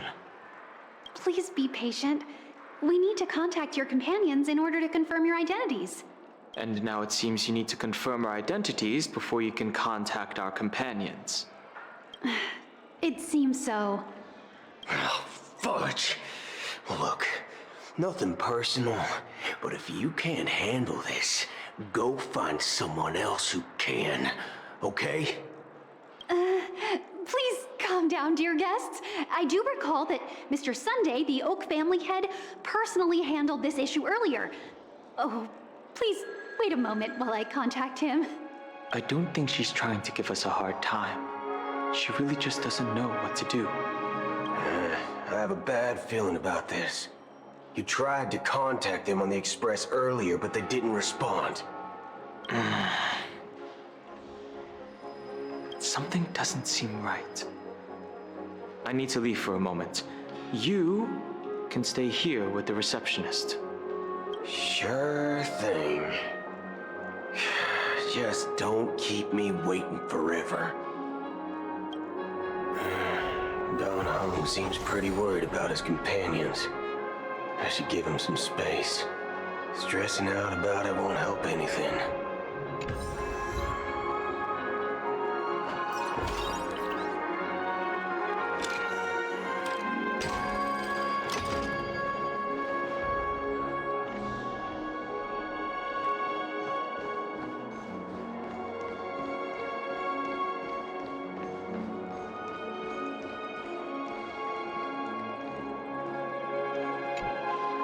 Greetings.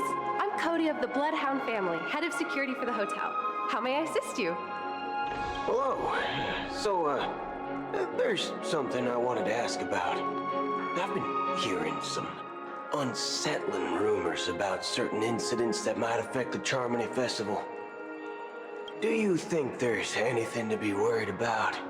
I've traveled all the way from the Hayaii Federation, and I don't want my trip to be ruined. What do you mean? Wait, you haven't heard? I'm not sure where you heard those rumors, but they're completely baseless. I can assure you, as a representative of the Bloodhound family, that everything is going smoothly for the Charmony Festival. At present, all of the families are focused on making sure the festival starts on time. Even the Dream Master himself has arrived. So don't worry, your trip won't be in vain. Ah, that's a relief to hear. She doesn't appear to be acting. So, it seems that even the hotel staff are out of the loop.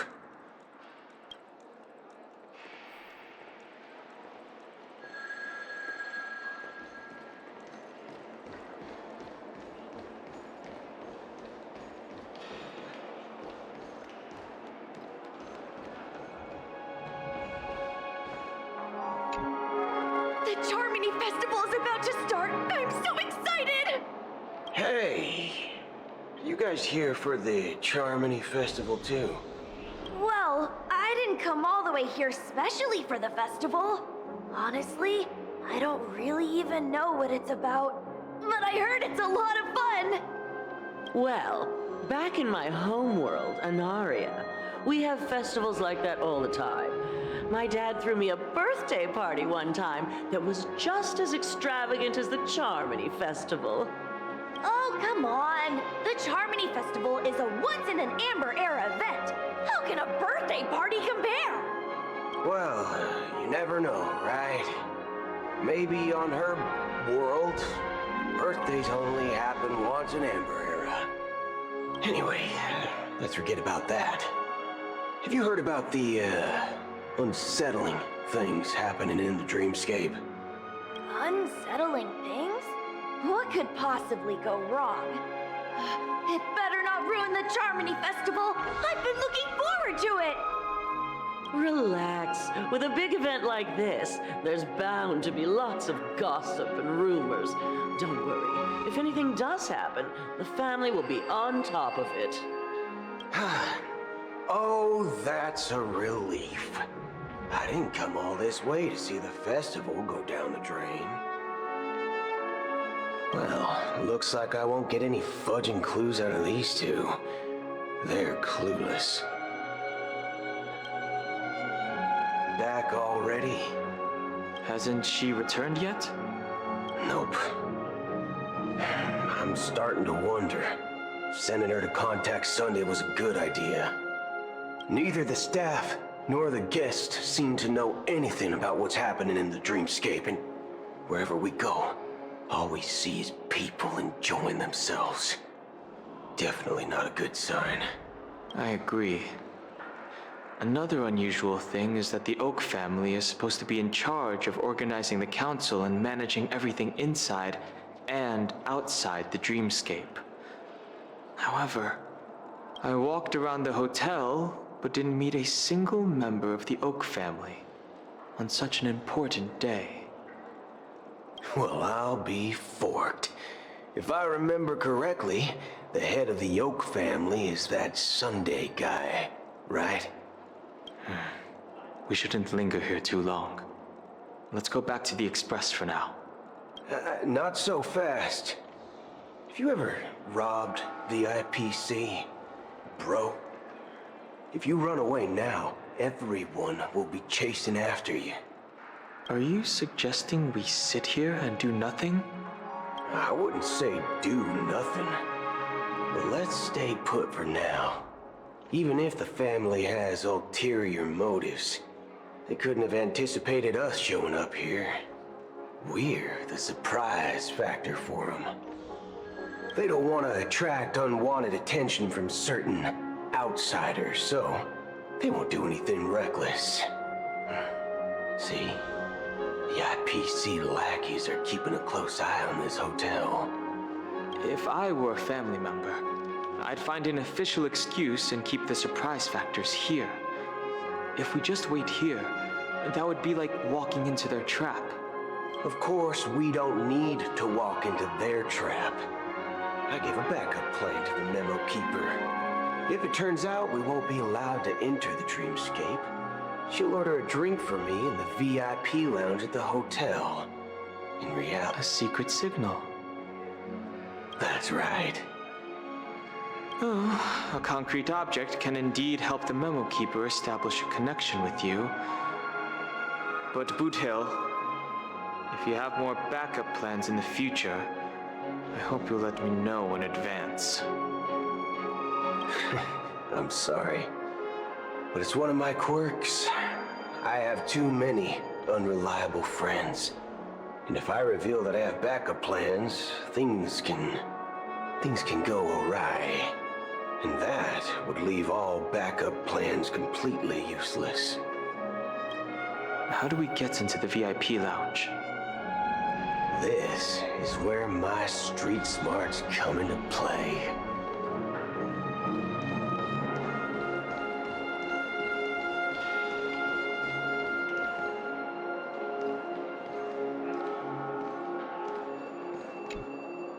You're the lobby manager, right?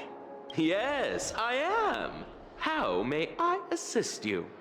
We're the Nameless from the Astral Express. We wanted to check in, but there's something wrong with your system. The lady at the front desk said she would contact the manager, but now she's nowhere to be found. Now, we've been waiting here forever, without any food or water. What the fork, man? Is this how the family treats its guests? Is this your idea of street smarts? Starting an altercation? It's called standing up for your rights. I apologize for the inconvenience. Please wait while we try to contact Mr. Sunday. I'll arrange 2 premium seats in the VIP lounge so you can rest there while you wait. See? Just like that. Just don't call yourself Nameless next time. Wow, this bar's something else. Certainly worthy of the planet of festivities.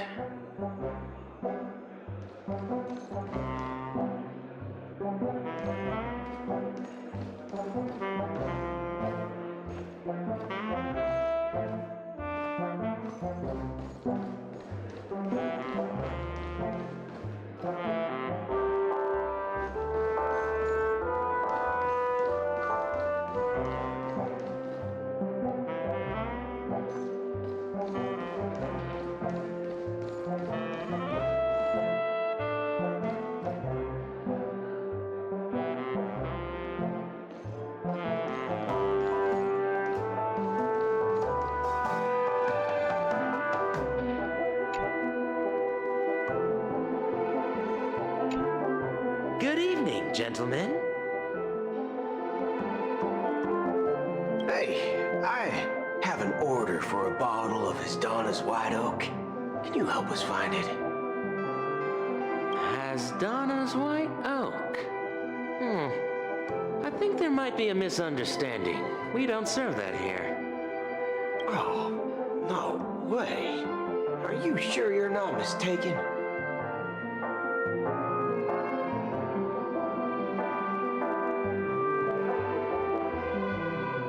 If someone had reserved such a beverage, I would definitely remember it. It sells for hundreds of thousands of credits per bottle, after all. I couldn't afford to cover for such an item if it were broken or lost. That's strange. Well, could it be that the memo keeper couldn't afford it? Then what should we do now? Oh, no need to rush. Well, let's grab some drinks first. Maybe I arrived too early and she hasn't come yet. Now, let's see what kind of juice malts you all have here. Well, give me a glass of Hingham Valley, 40 years. I'll have it neat. No ice. Wow, that's the most expensive one on the list. You have a taste for the finer things. It's on the house, anyway. What can I get for you? Anything you recommend is fine. Then I would recommend today's special, Glass Village. It's classic Soul Glad mixed with Laboon juice. It's refreshing and suits your cool demeanor. Just 1 minute. Ah, this flavor. Dynamite barbecue with rocket fuel. Ooh, really hits the spot. Truly the finest sherry cask aged malt juice in the cosmos. Dynamite barbecue with rocket fuel. Is that really something that humans enjoy? Hey, this guy doesn't know anything at all. As long as you're satisfied, dear guests, please enjoy. Let's give the memo keeper another half system hour. If she doesn't show up, we'll need to come up with a new plan. In the meantime, let's take stock of the situation. What do you think? The situation is unclear. Something must have happened on the planet of festivities, but the public is unaware of it. Someone in a position of power within the family must be covering it up. It's unusual for the followers of the Harmony to invite other factions, let alone the IPC and the Masked Fools. If what you said about the Emanator of the Nihility is true, the situation in Penacony is a little complicated, to say the least. Actually, there's something else I'm concerned about. Regarding Acheron. As you know, the faction that follows the path of the Hunt are some of the most dangerous folks in the cosmos to mess with. I mean, who in the right mind would impersonate the Xianzhou Alliance or the Galaxy Rangers? It's like asking for a death wish. Isn't there a saying among the Xianzhou people that the Rainbow Sect lets their Lux arrow do all the beating? Talking. Do all the talking. Well, you know what I mean. Even though the Galaxy Rangers have been out of sight for years, we've been keeping an eye on this region. Even the dumbest criminals know better than to mess with the Annihilation Gang, much less the Rangers. But that Acheron lady, she doesn't seem like a lunatic at all. On the contrary, she's highly logical and organized. She knows exactly when to hold back and when to strike without mercy. And do you believe that someone like her would have an ulterior motive for impersonating a Galaxy Ranger? I'm not entirely sure. But I do have my suspicions. Maybe she knows a Galaxy Ranger, or perhaps she's trying to lure us out for some reason, which I can't figure out. Anyway, What worries me more are the anomalies within the family. They've summoned followers from various paths for the festival. No matter how generous the family might be, this move seems highly unusual. Unless the invitations weren't sent by them. If that's the case, it's even more intriguing that the family insists on organizing the Charmony Festival, despite the chaos. Maybe it's Shipei the Harmony pulling the strings. You find it beyond human understanding because it wasn't arranged by humans at all. People do stupid things out of irrational impulses. They abandon their principles when self-interest is involved. They believe in things they know they shouldn't, and fudge, they even break their own rules. But Eons don't. They stick to their determined path and never turn back, even if they reach a dead end. You think Shipei's will is behind all this? It may not necessarily be Shipei, but there's definitely some higher entity involved. I know it may sound pessimistic, but if human free will were reliable, why would we even need Galaxy Rangers? It's much simpler when you boil it down to the eons and paths. Like how Lon always follows the path of the hunt, or how the Express stays true to the Trailblaze despite Akavili's disappearance. But in my opinion, Akavili's fall holds significance for the Nameless. Oh, so you're saying the Nameless now have to take responsibility for their own choices because their absolutely right leader is gone? Exactly. I believe the purpose of the journey isn't just about following a path that's always considered absolutely right. It's more about doing your best to choose the right path for yourself among countless possibilities, even with limited insight and judgment. I don't know what you've been through, but I agree that people must take responsibility for their choices, because no one else can do it for them. That's why the Galaxy Rangers need to uncover the imposter and figure out her true intentions. Just in case, I have a backup plan if the Memo Keeper doesn't show up. This is my final backup plan. I promise. You sure have a lot of cards up your sleeve. Well, going back to my old career would make things a lot easier. By the way, when you were walking around the hotel, did you happen to see any important-looking guests? What's your plan? It's simple. We just grab some hostages and use them as bargaining chips with the family. Or maybe we can even take their identities. No need for that. We'll return to the Express now. Wait, are you getting scared? Draw your weapon. Let's make a big scene. Are you leaving, esteemed guests? Would you like to cancel that as Donna's White Oak you just ordered? Huh? As Donna's White Oak? But didn't you just say... Ha ha. Looks like you are a bit intoxicated, esteemed guests. You ordered a bottle of As Donna's White Oak just a moment ago. Looks like your Memo Keeper friend has finally arrived. Oh, right.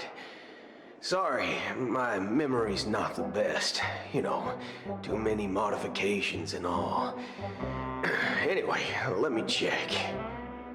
Well, fork me. It says Donna's White Oak, all right. And there's a note. I'll be waiting for you on the Astral Express. No mistake. That's her message to you. She knew the hotel wasn't safe, so she suggested we find another place. Well, looks like we took a detour, but Now it's back to the Astral Express. So, what are we waiting for? Let's go.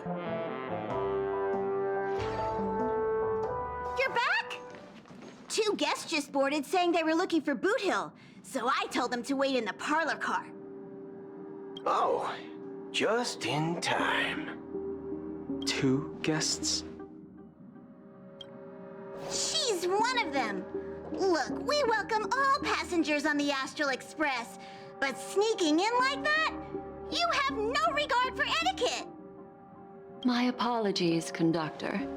It was an oversight on my part. I assumed you were already acquainted with the garden. Given the chaotic situation in Penacony, the Nameless are the only ones we can truly trust right now. You are the memo keeper. Pleased to meet you, Dan Hung. I've seen you in others' memories. And as for Boot Hill, this is our first face-to-face meeting. I hope you enjoyed that bottle of Astana's White Oak. You sure have a refined taste. Finally, Memo Keeper. Well, let's cut to the chase. Spill everything you know. That's precisely what I intend to do. But before that, please allow me to introduce myself. My name is Black Swan, and I serve the Garden of Recollection as a memo keeper. As for Acheron's story, I'm sure she knows it better than I do. Greetings. I'm Acheron. What? You Garden of Recollection shirtbag! You betrayed me! I apologize, but she did that at my request. Due to certain reasons, I have been exiled by the family. Thankfully, this memo keeper came to my aid and helped me escape their surveillance unnoticed. To be honest, it was more like stalking than helping. And the process was far from unnoticed. But we did escape. I asked her to guide me to a place beyond the family's reach and to contact a few trustworthy individuals. Namely, all of you. Trustworthy? Son of a nice lady.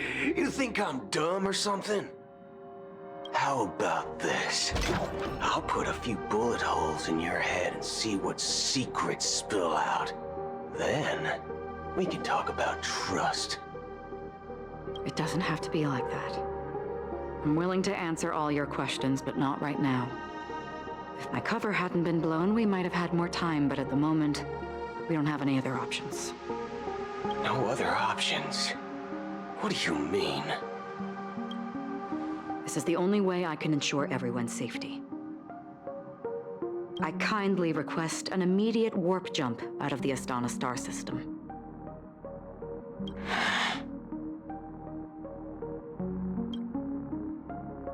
This passenger is requesting... As far as I can tell, she's not a threat, and seems to be telling the truth.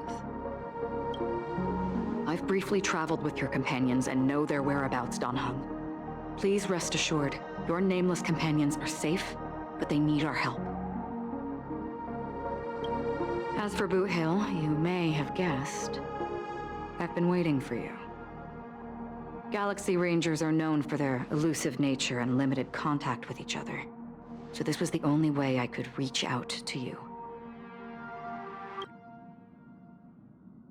Only by doing this can I find a true Galaxy Ranger and fulfill a long-standing promise. To return his relics to their rightful owner.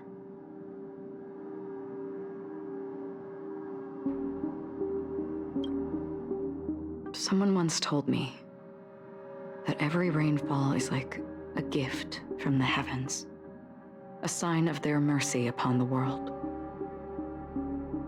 Raindrops are said to be the tears of the gods, shed in response to the sorrows of the world. Their constant pouring is a reminder that the gods haven't abandoned us yet. So, how long has this rain been going on for? I used to believe, just like you, that it would eventually stop. Years and decades passed. And in the end, such hope faded away before the rain did. Looks like the god you mentioned doesn't exist after all.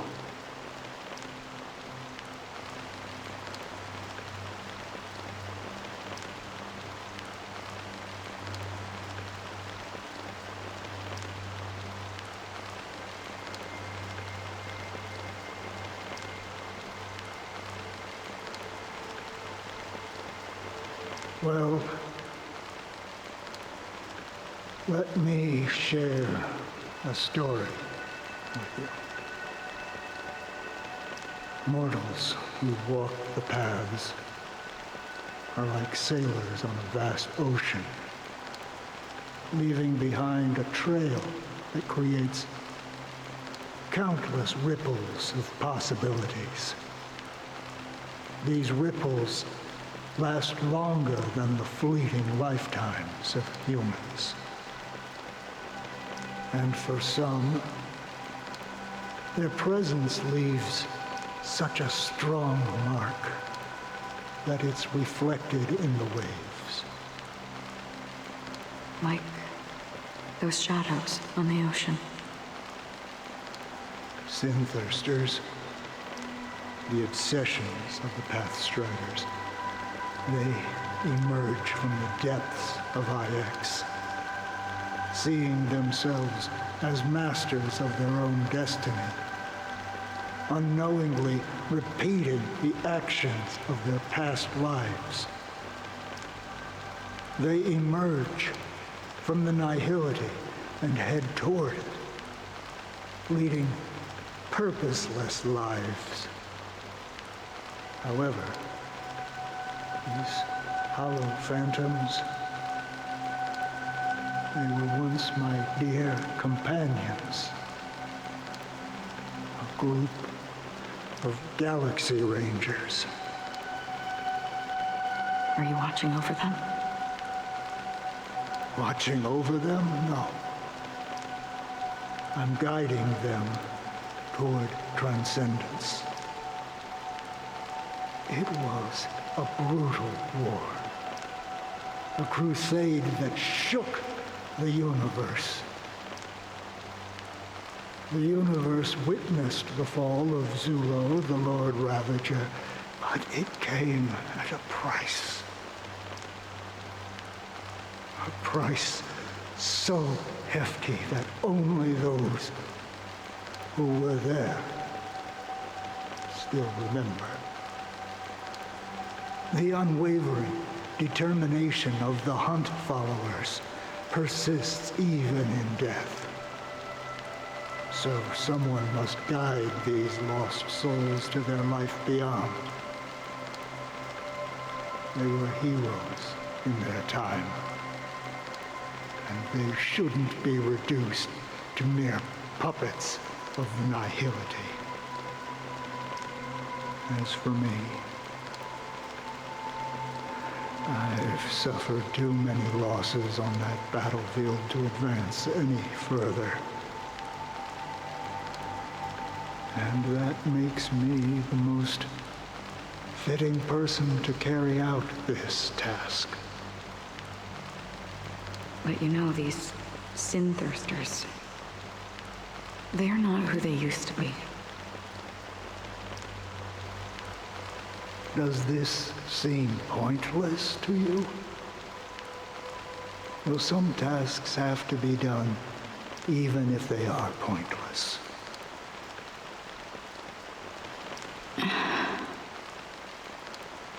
I can help you. For what? For the meaning of the nihility. That's what I've been seeking. I see. After all, this realm is off limits to ordinary souls, right? Thank you, stranger. I wish that you find what you seek. Before we part ways, I have one more question. It is true that their actions and even their entire lives may seem pointless from our perspective. But if, and it's just an if this is what the departed ones expected, should we try to change it? A good question, and a profound one. I don't know the answer. What I do know is that one day I too will pass away. I hope that when that day comes, someone will stand at my grave and place a bouquet of flowers.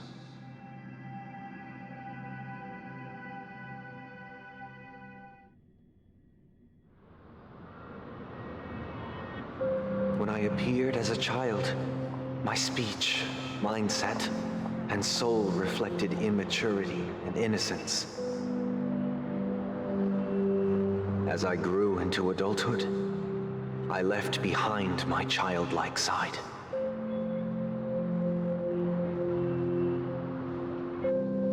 I humbly request your blessings, esteemed advocate of Shipe. Come to me, my kinship. I have sought their presence with us.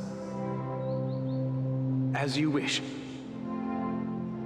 I have faithfully served the Alfalfa family for nearly a decade, promoting the path of the harmony to the best of my ability. However, I made a mistake yesterday. While I was preparing dinner for the family head, I accidentally dropped a prepared dish on the floor. Out of laziness, I lied and claimed that everything was ready. Although the head has dismissed me as punishment, it has been tough to sleep with the guilt still gnawing at me, as I worry that the seeds of evilness may have taken root in my soul. So, I confess to you now to seek atonement for my sins. Do you sincerely repent and vow to change your ways? Yes. Have you examined your soul and confessed all your sins? Oh, yes. Are you willing to accept the process of atonement? Yes. Very well. Show your dedication and goodwill to the family, and you shall be reinstated among them. Now, please, leave in peace. Oh, praise Shipe. And thank you, esteemed advocate.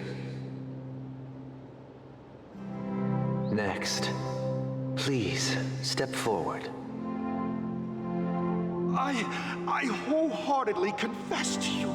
Please, pardon my sins. Rest assured, I have implored their presence to be with us. As long as you are sincere, absolution will be granted. Oh, great.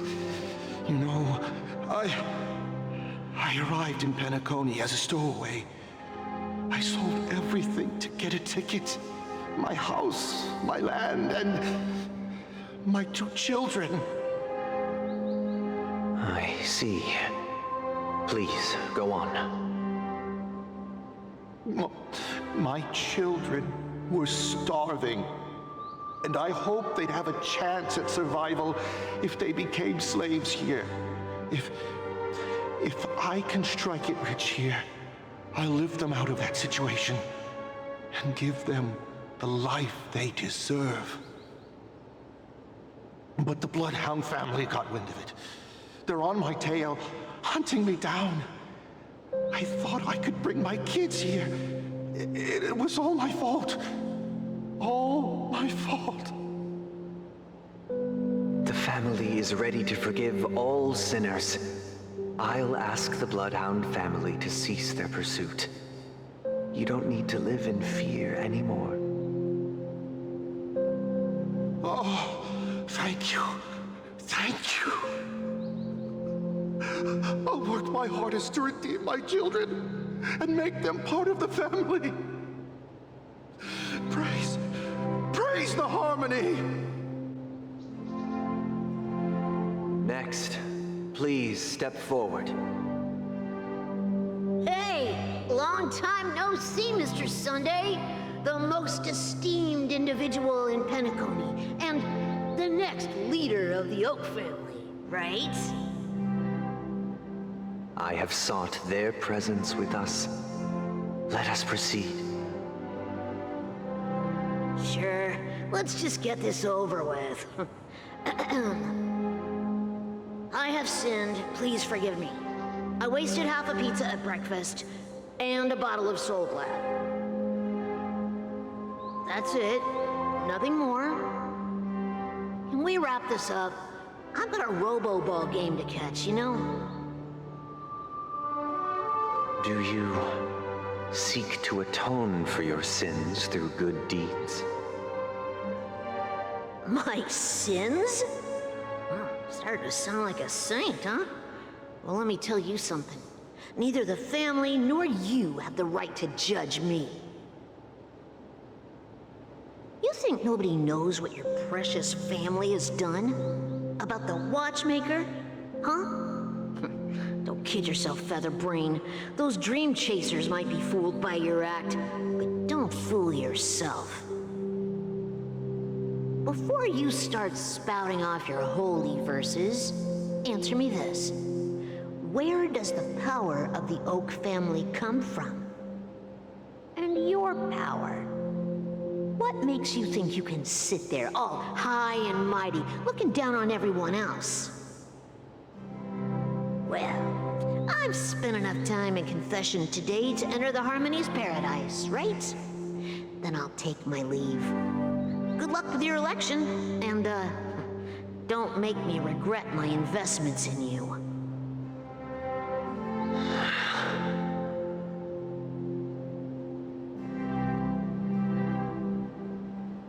Oh, revered triple-faced soul, hear my doubts. Who can judge the strong when their power hides their crimes? Who can vouch for the weak when they will pay any price to survive?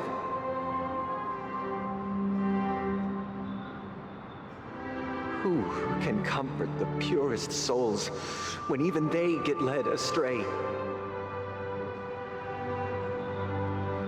If the strong defending the weak is truly the foundation of paradise, then who is responsible for the suffering and anguish in this wretched world? Brother? Brother? Brother, are you all right? I'm fine. I've been working long hours, and I just made a trip to Dreamflux Reef and back. So I'm a bit out of sorts. But it'll all be over before we know it. You've been working non-stop on the Charmony Festival, Mr. Sunday, and no one could have predicted this incident. Even if the Stellaron does pose a grave threat, I still feel sorry for all the trouble we've caused you.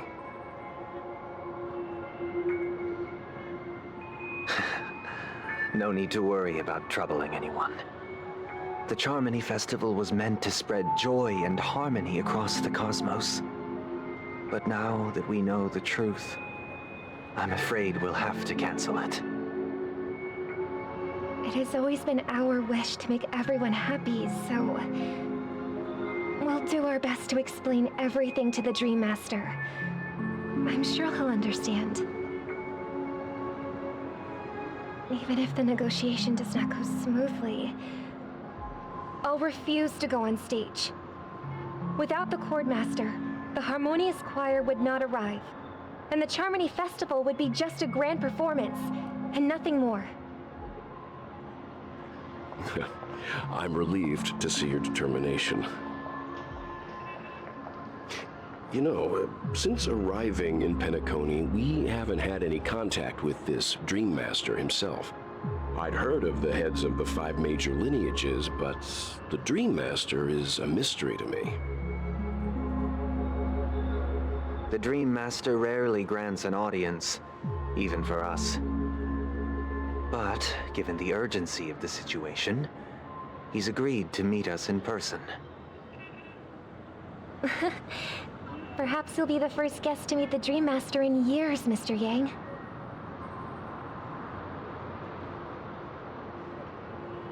Let's hope we can reach a consensus that satisfies everyone. Indeed.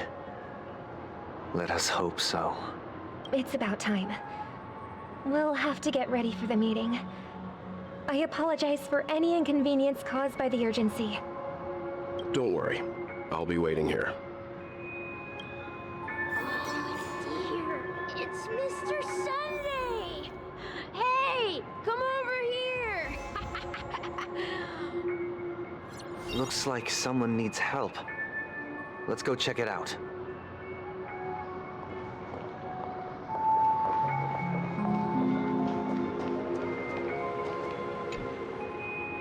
Mr. Sunday. Hey there! Okay, see the moon in the sky? It's about the size of the cap on my Soul Glad bottle. If I just reached out my hand, I could grab the moon, couldn't I?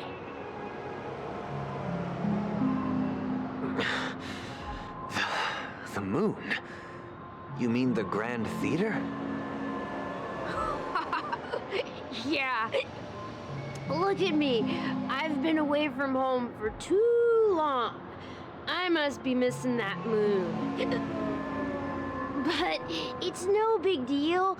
The Grand Theater here looks much better than the moon back home. It's just magnificent. They told me not to sell everything I had just to come to Penacony. How short-sighted. Selling everything you had? Why would you go to such lengths? Why? Can't you see? Life back home is miserable. It's not really living at all. It's better to be here at Penacony. No pain, no worries about tomorrow, just sweet dreams. You can do whatever you want. That's what I call living. Yeah, now this is the life. Is this truly living? Huh? What did you say, young lady? I didn't quite catch that. Oh, it's nothing, sir. You see, the traffic on Glock's Avenue can be dangerous. How about I ask a Bloodhound family member to escort you to Ideen Park over there, so you can continue enjoying your sweet dream? Oh, yeah, that's a great idea. Wow, no wonder you were the leader of this sweet dream. You're totally a lifesaver.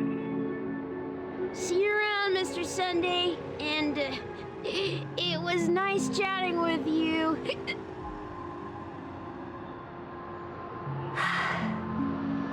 What's up, sister? This is the land of the dreams. But why do they live like this? The man we ran into, he doesn't seem happy at all.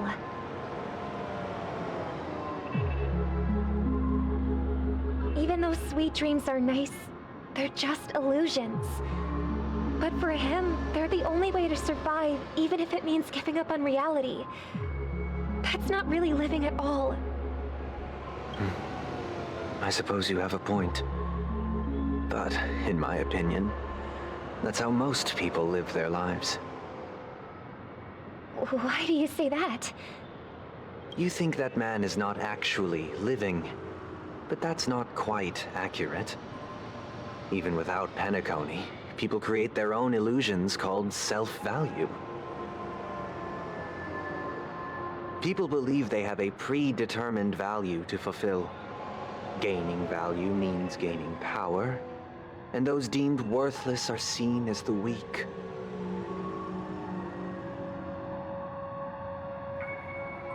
However, value doesn't come out of thin air, and there's a limit to it. To accumulate value, people have to take from others. So, the weak get exploited and oppressed. Are you suggesting that this is not how things should be? Exactly. But, ironically, people don't think there's anything wrong with it, because they uphold the illusory notion of self-value, and even the weak believe in it. The survival of the fittest. That's where all the tragedies in the world come from. People come to the sweet dream in Penacony to escape from that reality and find solace. No tragedies exist here, only happiness, although in its nascent form.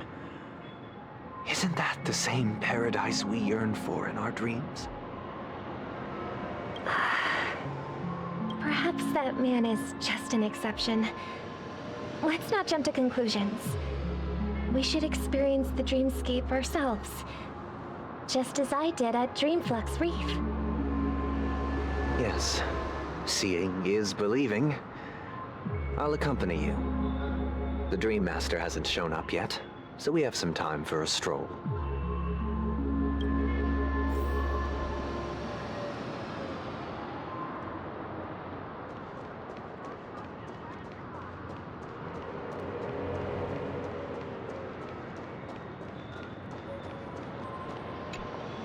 Glad to meet you again, Robin. How are the preparations for the Charmony Festival coming along? We're all so excited about it. It's going smoothly.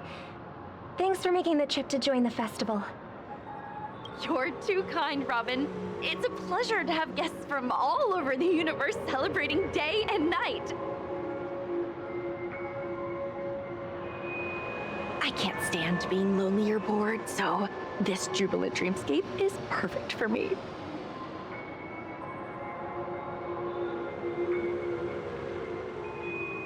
But if this went on forever, would it get boring too? Nah, not at all. Who would get tired of having so much fun? Every day, you get to wear fancy clothes, explore all sorts of dream bubbles, indulge in delicious food without gaining weight, and you never get old or sick. As long as you can afford a room, this place is the ultimate paradise. But you know that only a few things can be brought back from the dreamscape to reality, right? That's exactly why I don't plan on bringing anything back. Just enjoying the dream itself is good enough for me. I mean, I'm not one of those long-living species. I only have around 60 or 70 years in this lifetime, and there's so much to worry about. Being happy here is pure bliss. Only in this sweet dream can I truly feel like I'm in control of my life and fate. Who would want to go back to reality after experiencing this bliss? I see. I genuinely wish you all the happiness in the world. And I wish you a fantastic performance, Robin! I'm off to the Blue Hour for the ball. See you later. Seems like that guest's perspective didn't resonate with you either. She had a valid point. I could sense her genuine happiness. It's just that What you're trying to say is, she thinks she's in control of her life. But in reality, she's just escaping from reality and seeking solace in this sweet dream. Once she steps out of this sanctuary, everything will be lost. Well, she did make mention of being able to afford a room, didn't she? However, the paradise in our dreams, it doesn't have to end. No. And the paradise we yearn for shouldn't be just a fleeting dream either.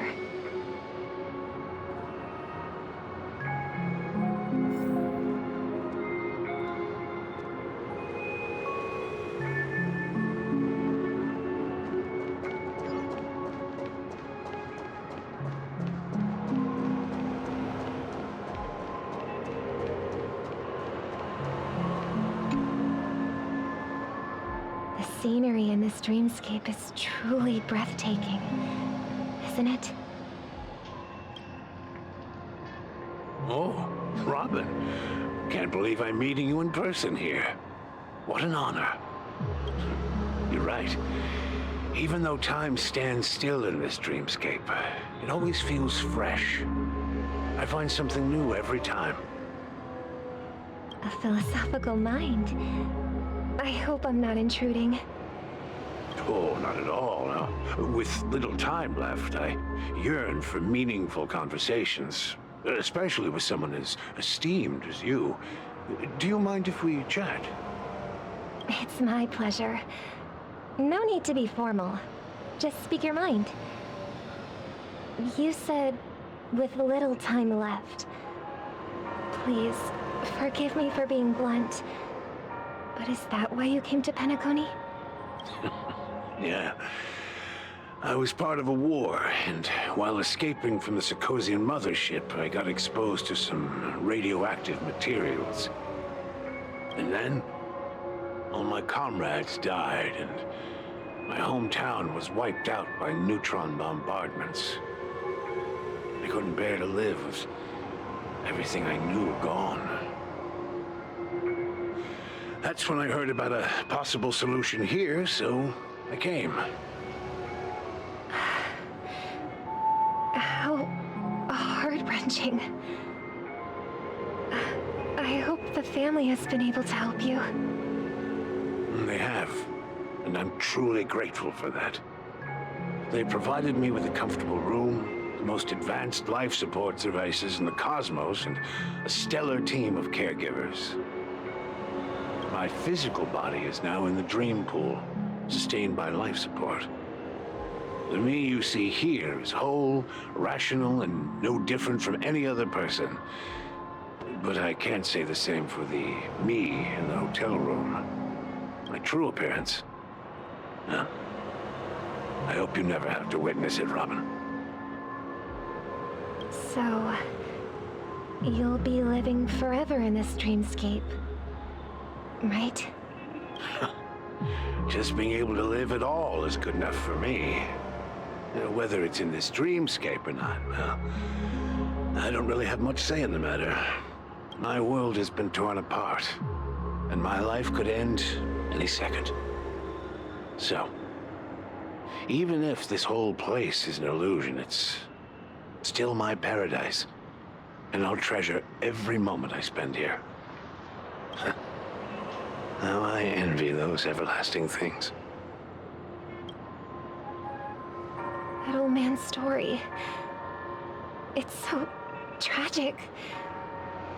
Fortunately, this sweet dream gives him joyful memories to hold on to for the rest of his life. That's precisely why this sweet dream in Penacony exists. However, even the sweet dream has its limitations. While it provides solace to the disillusioned, it can't completely eliminate pain in reality. There will be a way out. Penacony is already on the right track.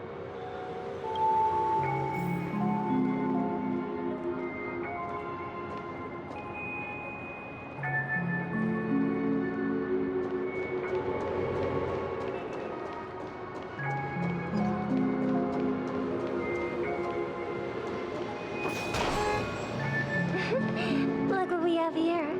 A lovely young lady. Wait, is that me?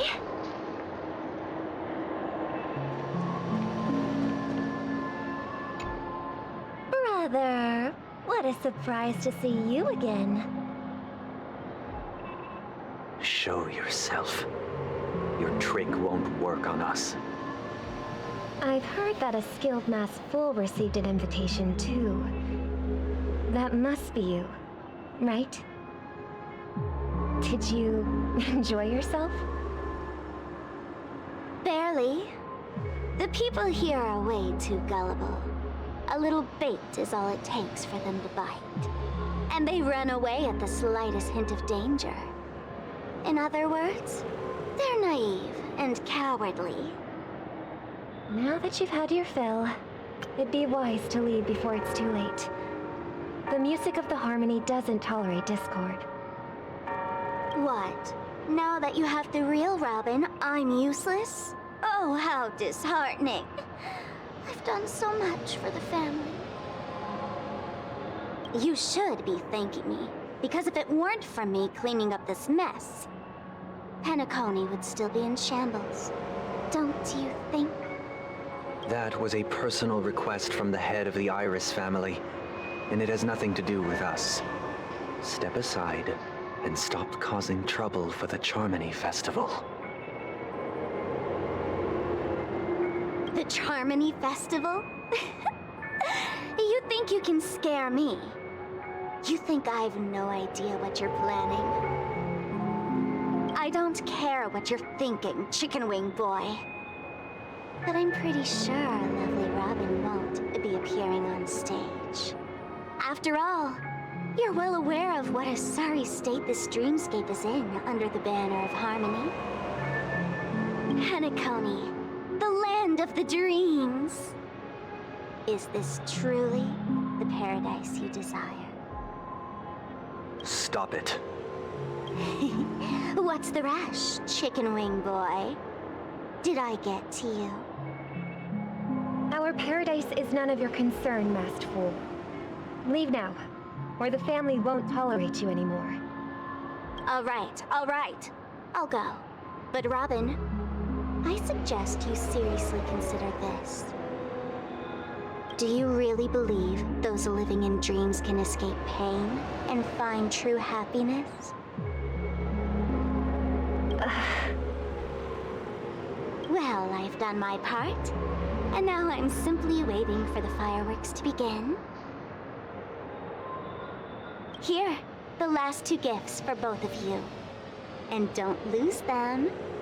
If by some unfortunate chance the Charmony Festival starts against all odds, remember to use them during the show. And it'll be thrilling. Bang! I heard a raven cawing in the distance. It seems the Dream Master will arrive soon.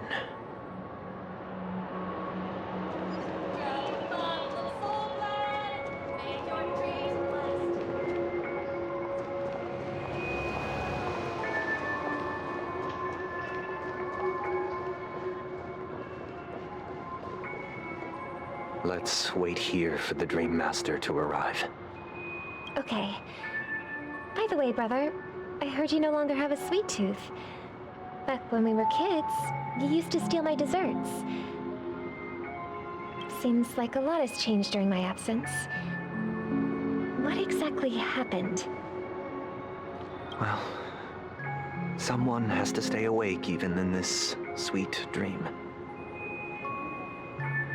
But that someone doesn't have to be you, or anyone in particular. You're carrying too much on your shoulders, brother. The paradise in our dreams. It shouldn't be like this. Penacony is nothing more than a dream. It can't erase the worries and pain of reality, or bring true happiness. It only offers an escape from reality. Nothing more. Remember the old man we met earlier? Without this dream, he might have completely lost himself. That might be true, but even without Penacony, he could have chosen another path. As far as I know, the Intelligentsia Guild has been promoting their rehabilitation techniques for a long time now. That path may have been more ordinary and challenging, but now he's in a comatose state, and the sweet dream has become sort of end-of-life care. His fate is sealed. Is Penacony granting these people a future? Or is it taking it away from them? Well, don't forget this. Not everyone really has a future. The future for humanity is like the sky for birds. People mistakenly believe that flight is inherent to birds because they've never witnessed those birds crashing to their death. Do you remember how we took in that little Charmony dove when we were young? Yeah, we took care of it. Provided food and water, groomed its feathers. And later, when I decided to leave Penacony, I opened the cage and set it free. Well, I didn't mention what happened to it in my letters because I didn't want to upset you. Shortly after you left, it crashed to its death right in front of your window. I had surmised as much. I knew you wouldn't have avoided mentioning the bird for no reason. Despite that unfortunate outcome, I still believe it was the right decision. Birds aren't meant to spend their lives in cages. They belong in the sky, even if they can't fly. But here's the thing. If there are birds in this world that can never fly, can we really assert that they belong in the sky? Are you implying that the same goes for humans too? Let's take the Astral Express as an example. The Nameless made tremendous efforts to bridge worlds, gaining fame across the universe. However, only a few extraordinary individuals can endure such a perilous journey. That's because the pursuit of the Trailblaze exceeds the capabilities of ordinary humans. Otherwise, why would this path be filled with broken rails, an abandoned express, and even a fallen Eon? That's just sophistry. If that were true, then only the powerful would have the right to determine the future. Unfortunately, that's exactly what happens. Another name for the future is self-value. While this world has its fair share of heroes who inspire people and garner admiration for their heroic deeds, the majority of ordinary people will never become heroes in their lifetime. Some are born weak and vulnerable. Some find themselves trapped in unfortunate circumstances. Some fall victim to malice and cowardice. When it comes to survival, everyone is equal. And the weak can only watch as their value gets constantly diminished by external forces. That's why we should care for the weak and support them as if their suffering were our own. That's what the Odes of Harmony have always taught us. While the Harmony holds noble aspirations, the strong will always be strong, and the weak will always be weak. Even in this carefree dream, human nature contains greatness, but it also harbors inherent weaknesses that can't be eradicated. In the end, if people can't even secure their own survival, they won't care about the illusory future of equality. As long as the law of survival of the fittest prevails, there will always be fledglings crashing to their death. But if people don't live for the future, Do they merely exist for survival? If even you, my brother, don't believe that the harmony will save the weak, then which eon can make our dreams come true?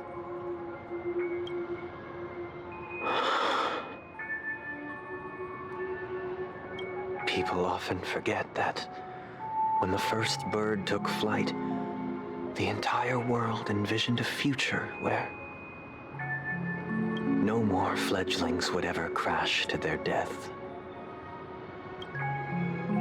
Are you reading, sister? What are you reading?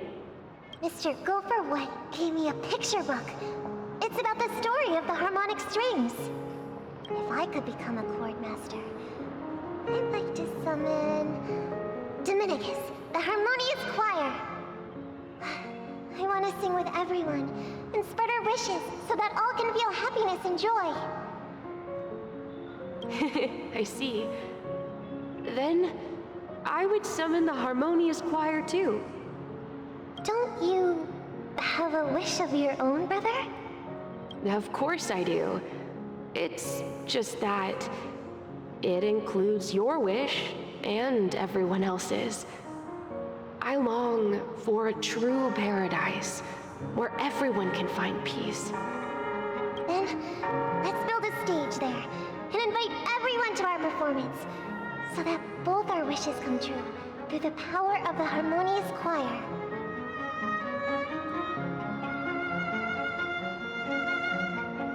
It's a deal then. Yeah, it's a deal. But how can I become a chord master?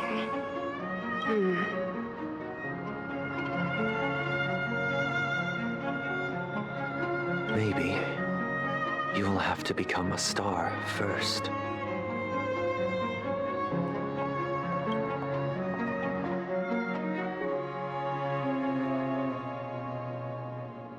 You're back sooner than I thought. Any results?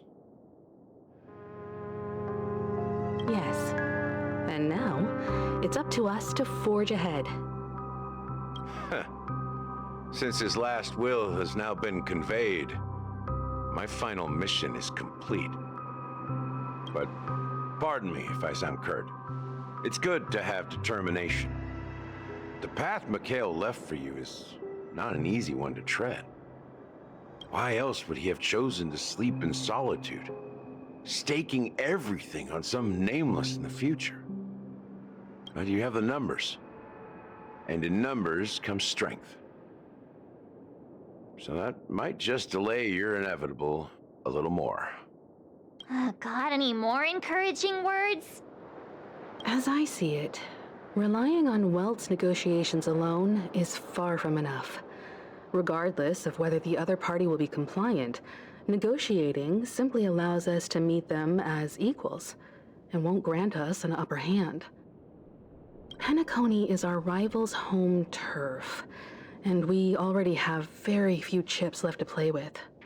Rather than idly sit around while the family's got us blocked off, an offensive approach might be a wiser course of action.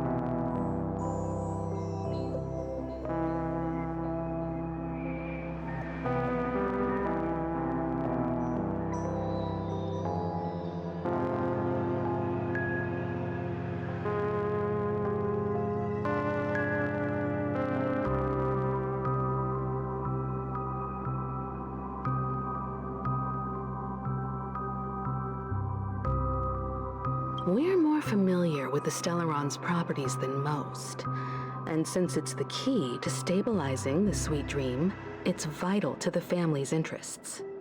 By attacking their core interests, they're bound to retaliate hastily. And as the saying goes, haste makes waste. That's right.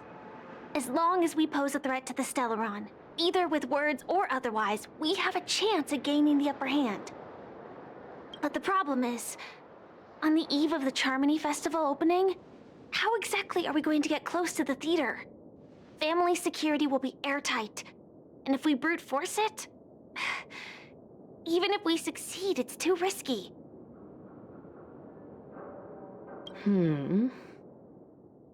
So, no one's gonna say anything? Then I'll raise my hand. I know the answer to this question.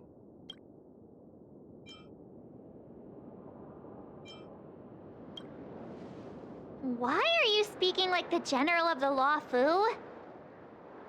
So, I heard that before the Charmony Festival begins, there'll be a pageant to kick off the festival. It's called the Soul Glad TM Festivity Auditions, or something, and it's going to be held in the moment of Scorch Sand. As long as we clinch the top spot, we'll be able to attain the title of Festive Superstar, and be able to personally bask in the graces of Miss Robin. Not that that's important. What's crucial is that we can enter the Grand Theater before the audience arrives. So, how do we go about participating in these festivity auditions? I've already procured special invite tickets from Miss Robin's fan club. To tell you the truth, I had been preparing to join the auditions all along, but now it looks like even if I scrape through, I probably still won't have the chance to shake Miss Robin's hand. So they're still running this thing, huh? It was originally just a publicity stunt, set up by Mikhail to drum up attention. But it looks like it might be worth a shot. We'll follow Marge's plan. Mr. Gallagher, will you be joining us? I'm afraid I won't have the time. As a virtual character, I've already completed my final mission. Whether Penacony can awaken from this dream is all down to you. Should we ever cross paths again? I'd love for you to visit the Express. All right. I'll have to add to that data bank of yours you've got on the Express. And Miss Firefly, we thank you for all your support. We're faced with a formidable enemy. As long as the Astral Express and Stellaron Hunter's objectives are aligned, we're willing to cooperate with you. We've already come this far together. I'd like to join you for the rest of your journey on Penacony. I'm pleased that we can finally fight shoulder to shoulder. I couldn't ask for a better ending.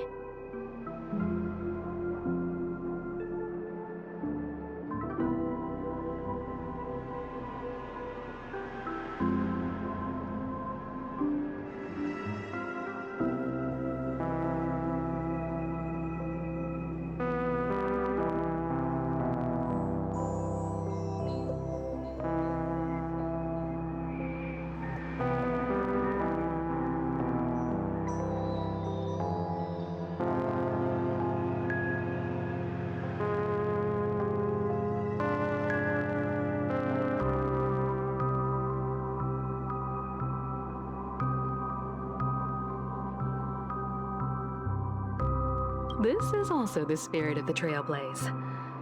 Now, everyone, let's prepare to move out.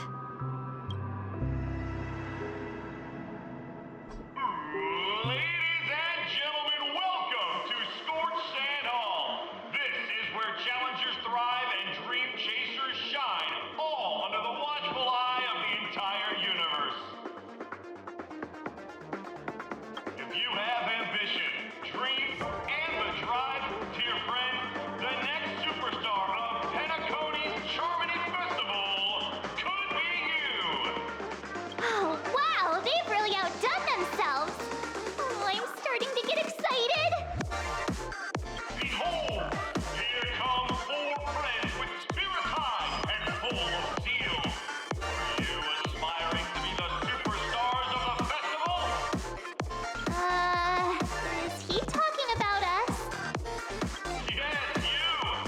There's no doubt about it. I see you have all the potential of a superstar in you. Excuse me, you four. What are you hoping to get out of all this?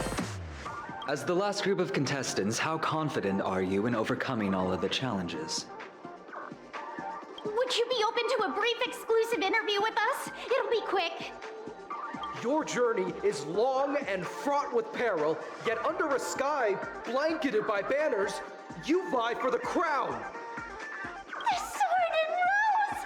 Protect the beauty! The beauty!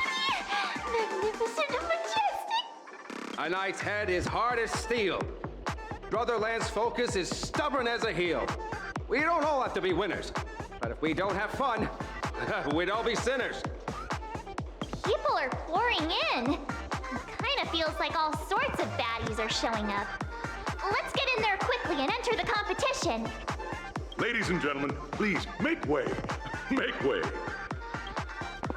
Coming towards us now is one of Penacony's top 10 wealthiest tycoons and the soul-glad business empire's founder, Mr. Ideen. Allow me to introduce myself. I'm the director of Soulglad's factory, Ideen Lena. My 4 friends, introduce yourselves to the audience across the cosmos. Hello, everybody. I'm Himiko, a nameless from the Astral Express, and these are my companions. Don't you guys need to hide your identities? Can't hide it anyways. Penacony is plastered with our posters. And because the Astral Express is so well known, the family won't dare to make any rash moves.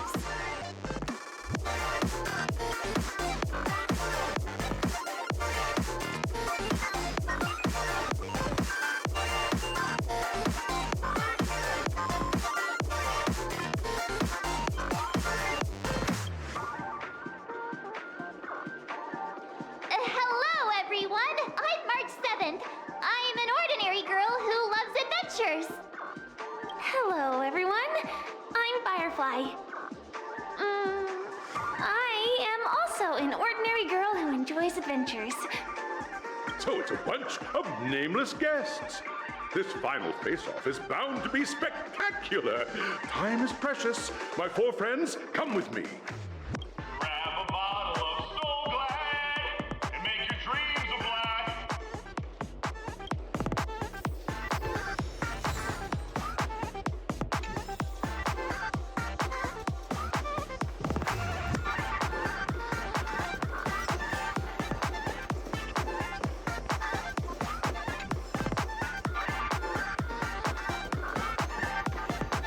This place is buzzing.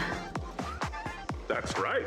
This venue is a miniature representation of that time known as the era filled with boundless possibilities.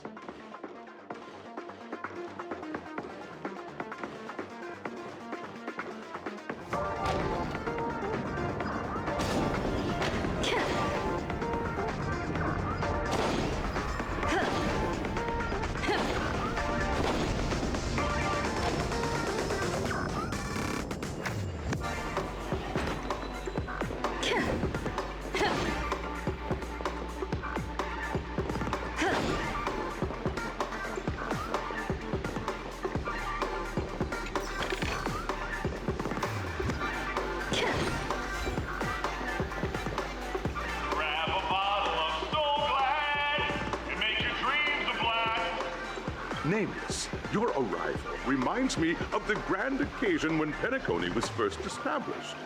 I was still a young, bright-eyed lad back then, lured here by the watchmaker's ads, full of zeal and ready to make my first fortune in life.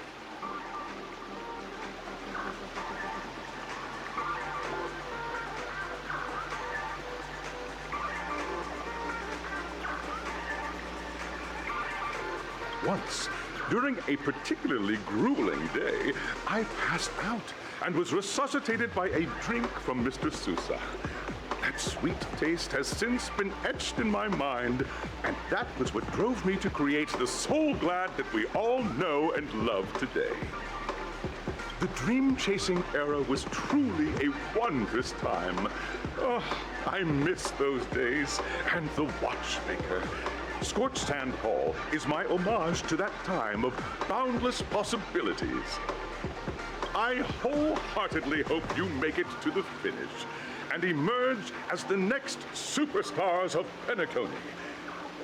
Now then, is there anything you'd like to say before the competition officially begins?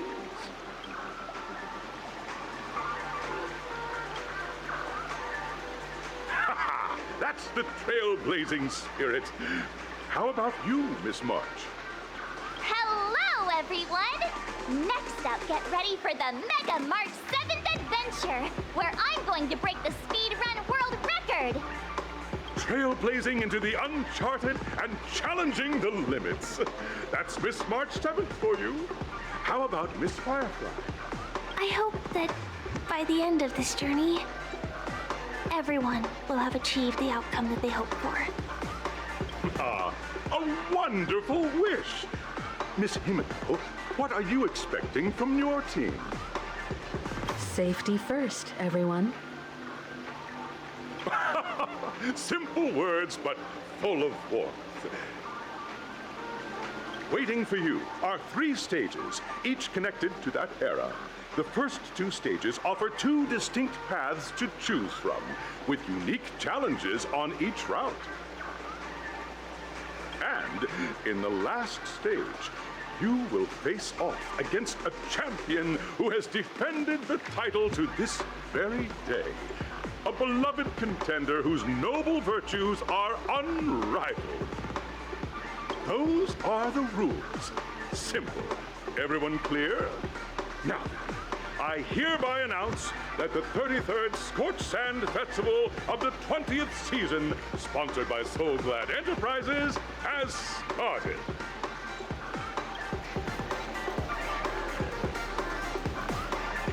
Everyone, as the Charmony Festival is drawing closer, we must reach the end as quickly as possible.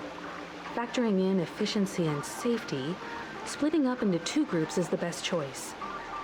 March and I haven't known Miss Firefly for too long and aren't overly familiar with her. It'd probably be better if the 2 of you paired up. Fine by me. Let's do it. All right. I don't have a problem with that.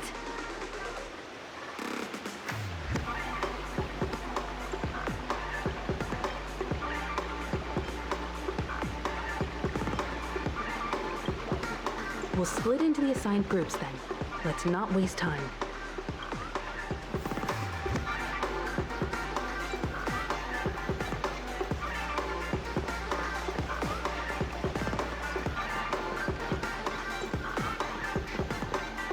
Welcome to the first stage of Soul Glad Enterprises' 33rd Scorched Sand Festival of the 20th season, Dream Play Fantasia.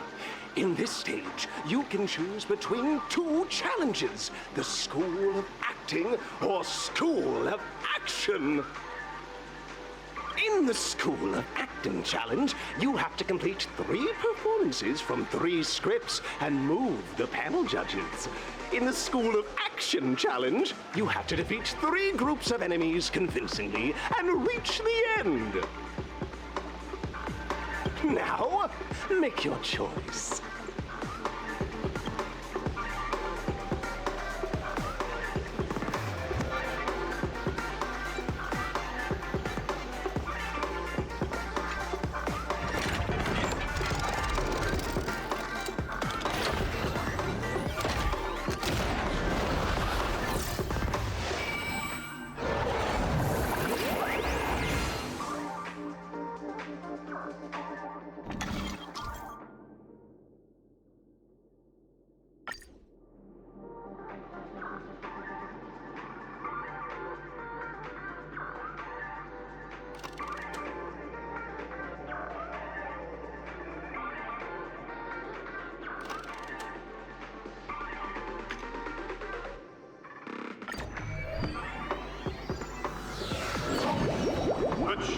Kingdom's crown awaits you on the stage.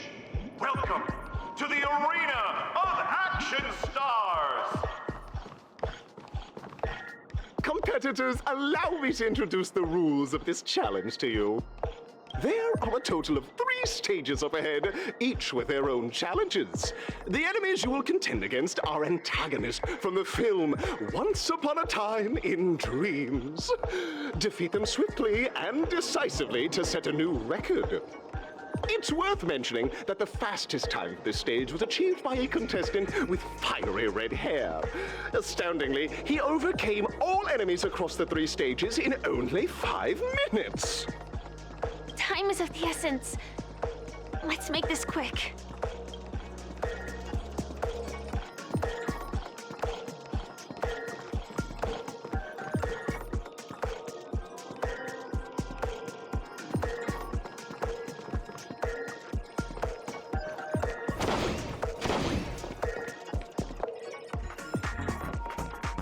Contestants, you are about to confront the monsters of the primordial dreamscape. During this period, Penacony was nothing but a barren wasteland. As dream chasers who've come to Penacony, defeating them is your first step towards success. All the Soul Glad is ours! Don't even think about plundering the Soul Glad from us!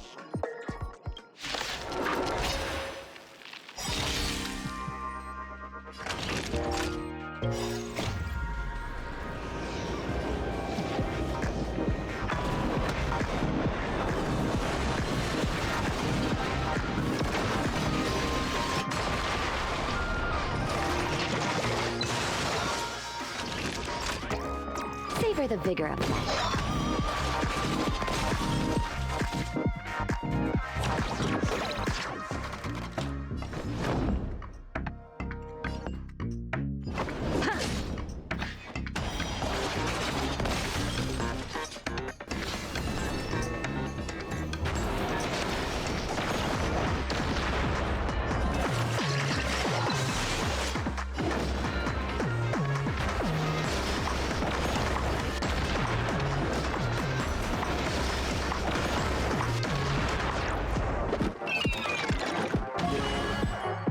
This song's just for you.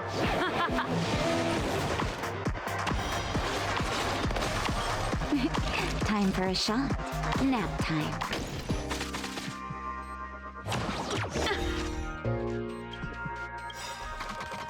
Ready to lose yourself? Fight it or rock with it. My music conquers all.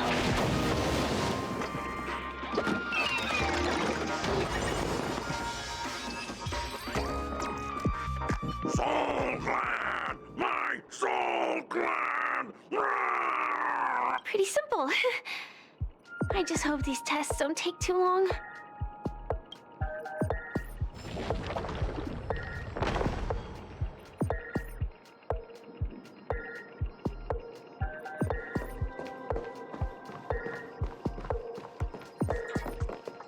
Congratulations on becoming the first group of Dream Chasers! Answering the call from the Watchmaker, you are disappointed to learn that Penacony isn't paved with gold. Resigned to your current plight, you start from the hierarchical dredges, biding your time for a chance at success. Just as you're about to give up, a downpour sparks a business idea. You enter the umbrella business! But just as things are looking up, you encounter a competitor. Defeat them and emerge victorious from this trade war.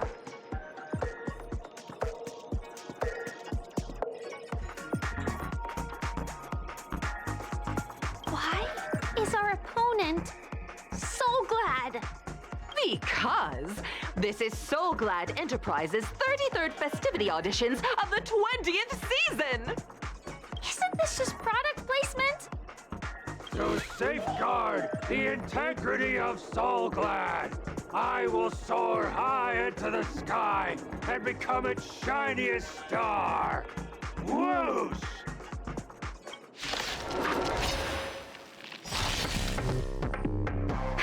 Don't get careless. You're in bad shape.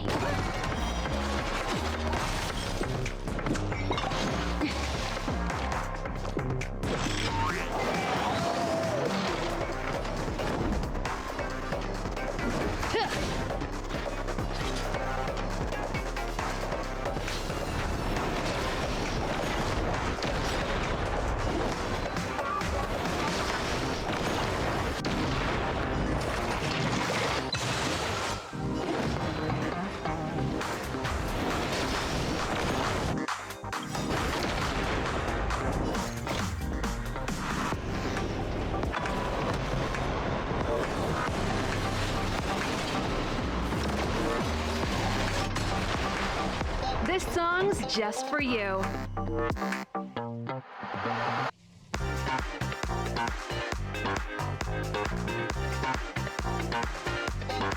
Let's rock!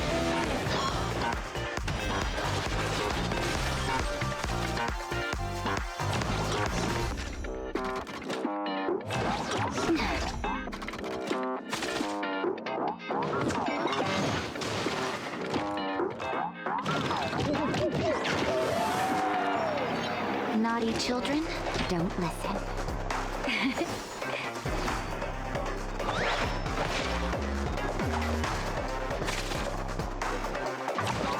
Not a scratch. Defend the weak. Lance ablaze.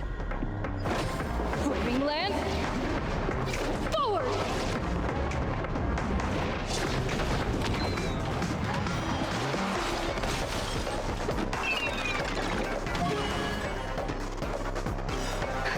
Just in time. Just a little something.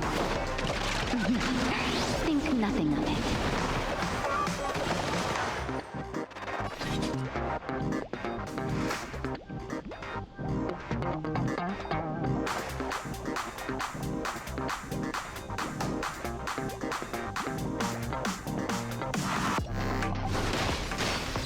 Pretty good crowd today. Turn up the volume. Ready to lose yourself? Fight it or rock with it. My music conquers all.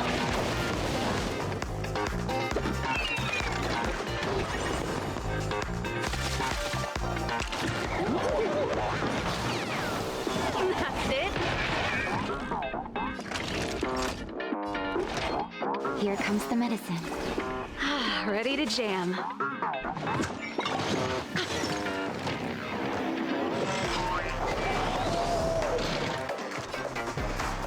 Indestructible.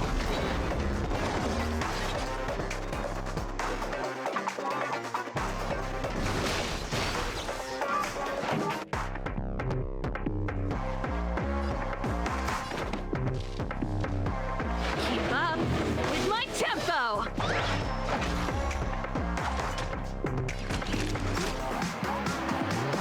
You're in bad shape.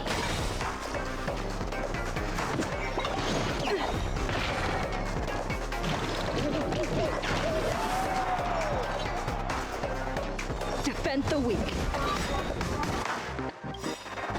Ready to lose yourself?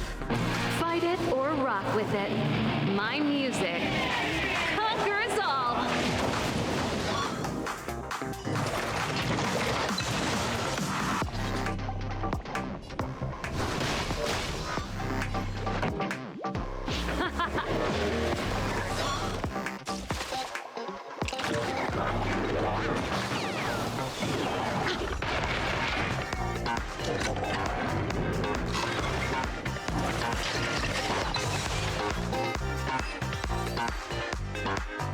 The world kisses me with pain, and I provide with soul glad in return.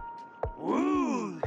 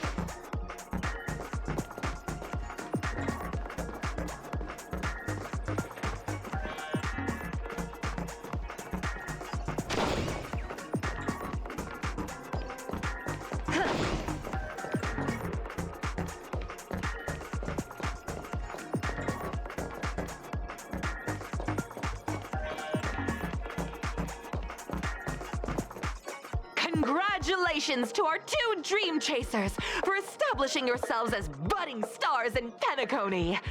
However, now you face a competitor selling at low prices, pushing you to the brink of bankruptcy.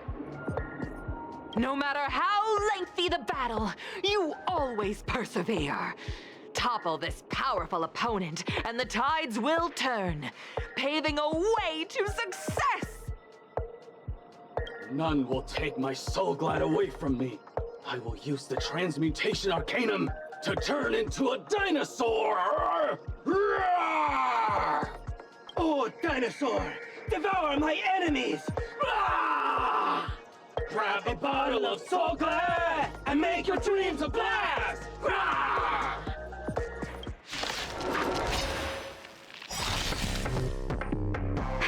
Don't get careless.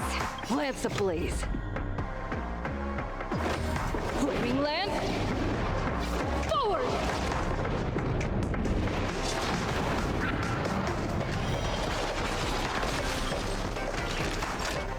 Savor the vigor of it. I'm on guard.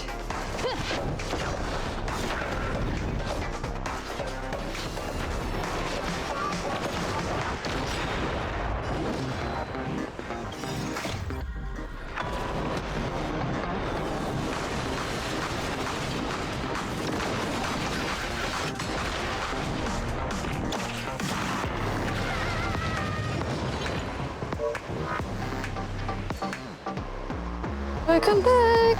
Welcome back, Kibi. I'm just so far, yes. And welcome back! How's the gameplay? Yes. Still the fight with Sunday, yes.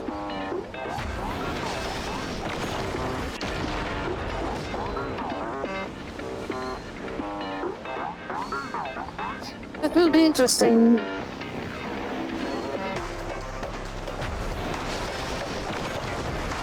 I know my first fight, I was level 76, I think.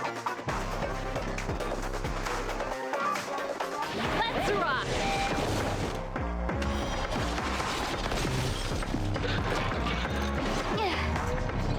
But I thought I had Firefly? I don't know. For a shot.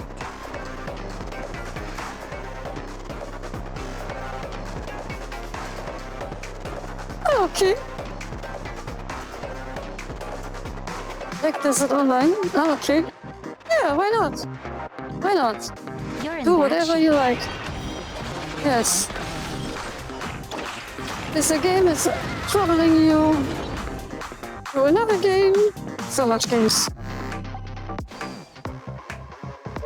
Yes, yes, yes. I'm 70 and my lyrics are not the best. Indestructible. Just like me, Star Wars. Who is? But against it, I played my Honkai Star Rail, right? Ready to lose yourself? Fight it or rock with But it. I'm lucky, I have him.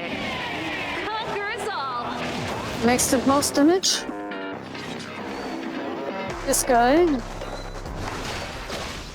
Naughty children, don't. I'm excited. What it will fight with Sunday? Savor the vigor of life. Would be interesting. Just in time. Just a little something. Yes. Ready to jam. Lance at the ready. It's the cook. Cooking chef.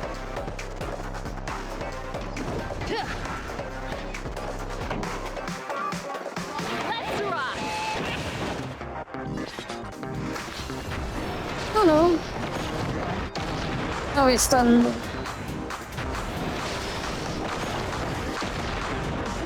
I'm happy. I have this guy.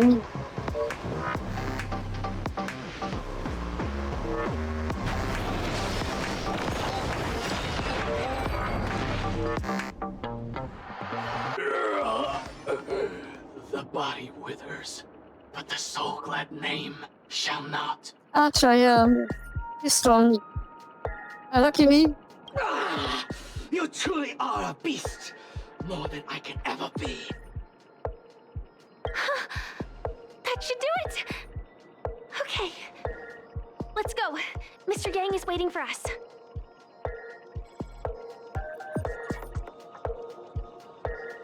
Oh, I think I'll jump. I don't know so much about the ratio. I fight him with him or some friends characters, but I don't think. Actually, it's better. Isn't this fight way off from the actual storyline? Transforming into a dinosaur isn't imaginative enough for you? This is the sort of magic only seen on Penacony. Anyway, let's get back on track. Where were we? Oh, that's right. After an extended battle, you finally emerged victorious! But the companion who journeyed to Penacony with you chose to leave, having lost all hope. In the years that followed, you encountered each other once more on the prosperous streets of Penacony, but dared not call out to one another, perhaps akin to the lingering regret of every dream chaser. Ah, well done! You brought to life the thrilling action scenes from Once Upon a Time in Dreams with your fighting skills. Looks like we won! Let's hurry up and get to the next stage. Let's go.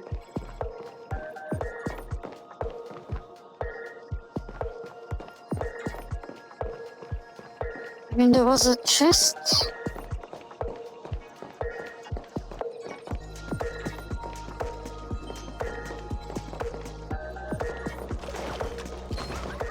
No chest. I think it was a chest. There it is.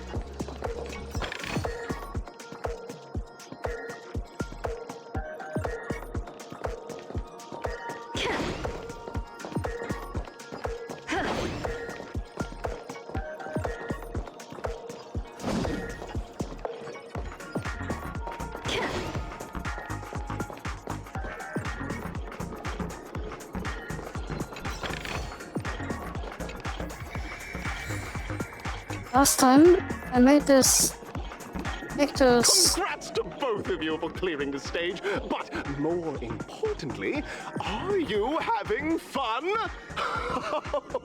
Fun is more important than success. Look at the time! You finished much faster than that red-haired contestant did. That red-haired contestant.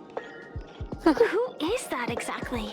I know who it is. You'll find out eventually, but only if you clear the next test first. Gee, Welcome to the second stage of the 33rd Scorched Sand Festival in the 20th season, sponsored by Soul Glad Enterprises. Gunfire time! The banana story. Oh my gosh. You have the option to choose Gunfire and undergo Brother Hanu's trial, or Time, where you'll face Clucky's trial. Now, make your choice! How do you fight the banana story? It was so crazy.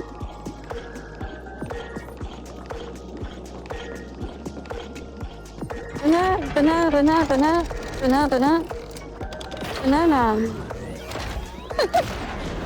Banana, yeah. Oh my gosh.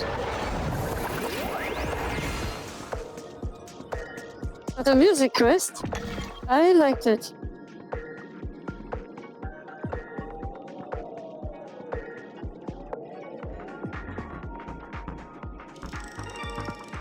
It was good.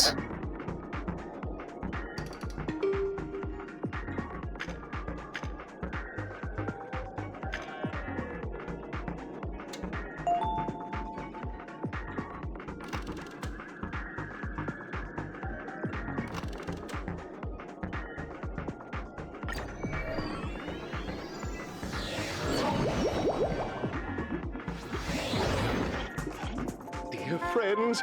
Welcome to the wonderful world created by the Watchmaker. Awaiting you up ahead is the titular character from the beloved Clocky animation. Yes. Clocky! I played Penacony,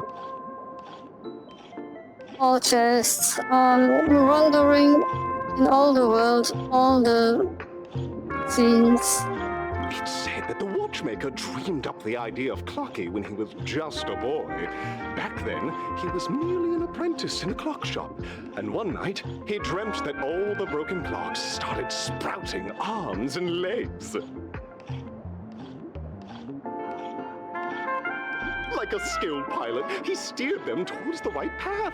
As a classic figure who grew up with many, Clocky truly shaped a generation, solidifying the Watchmaker's pivotal role in popular culture. Contestants, may you have a wonderful time with Clocky. The trial of time. I hope it won't waste too much of our time.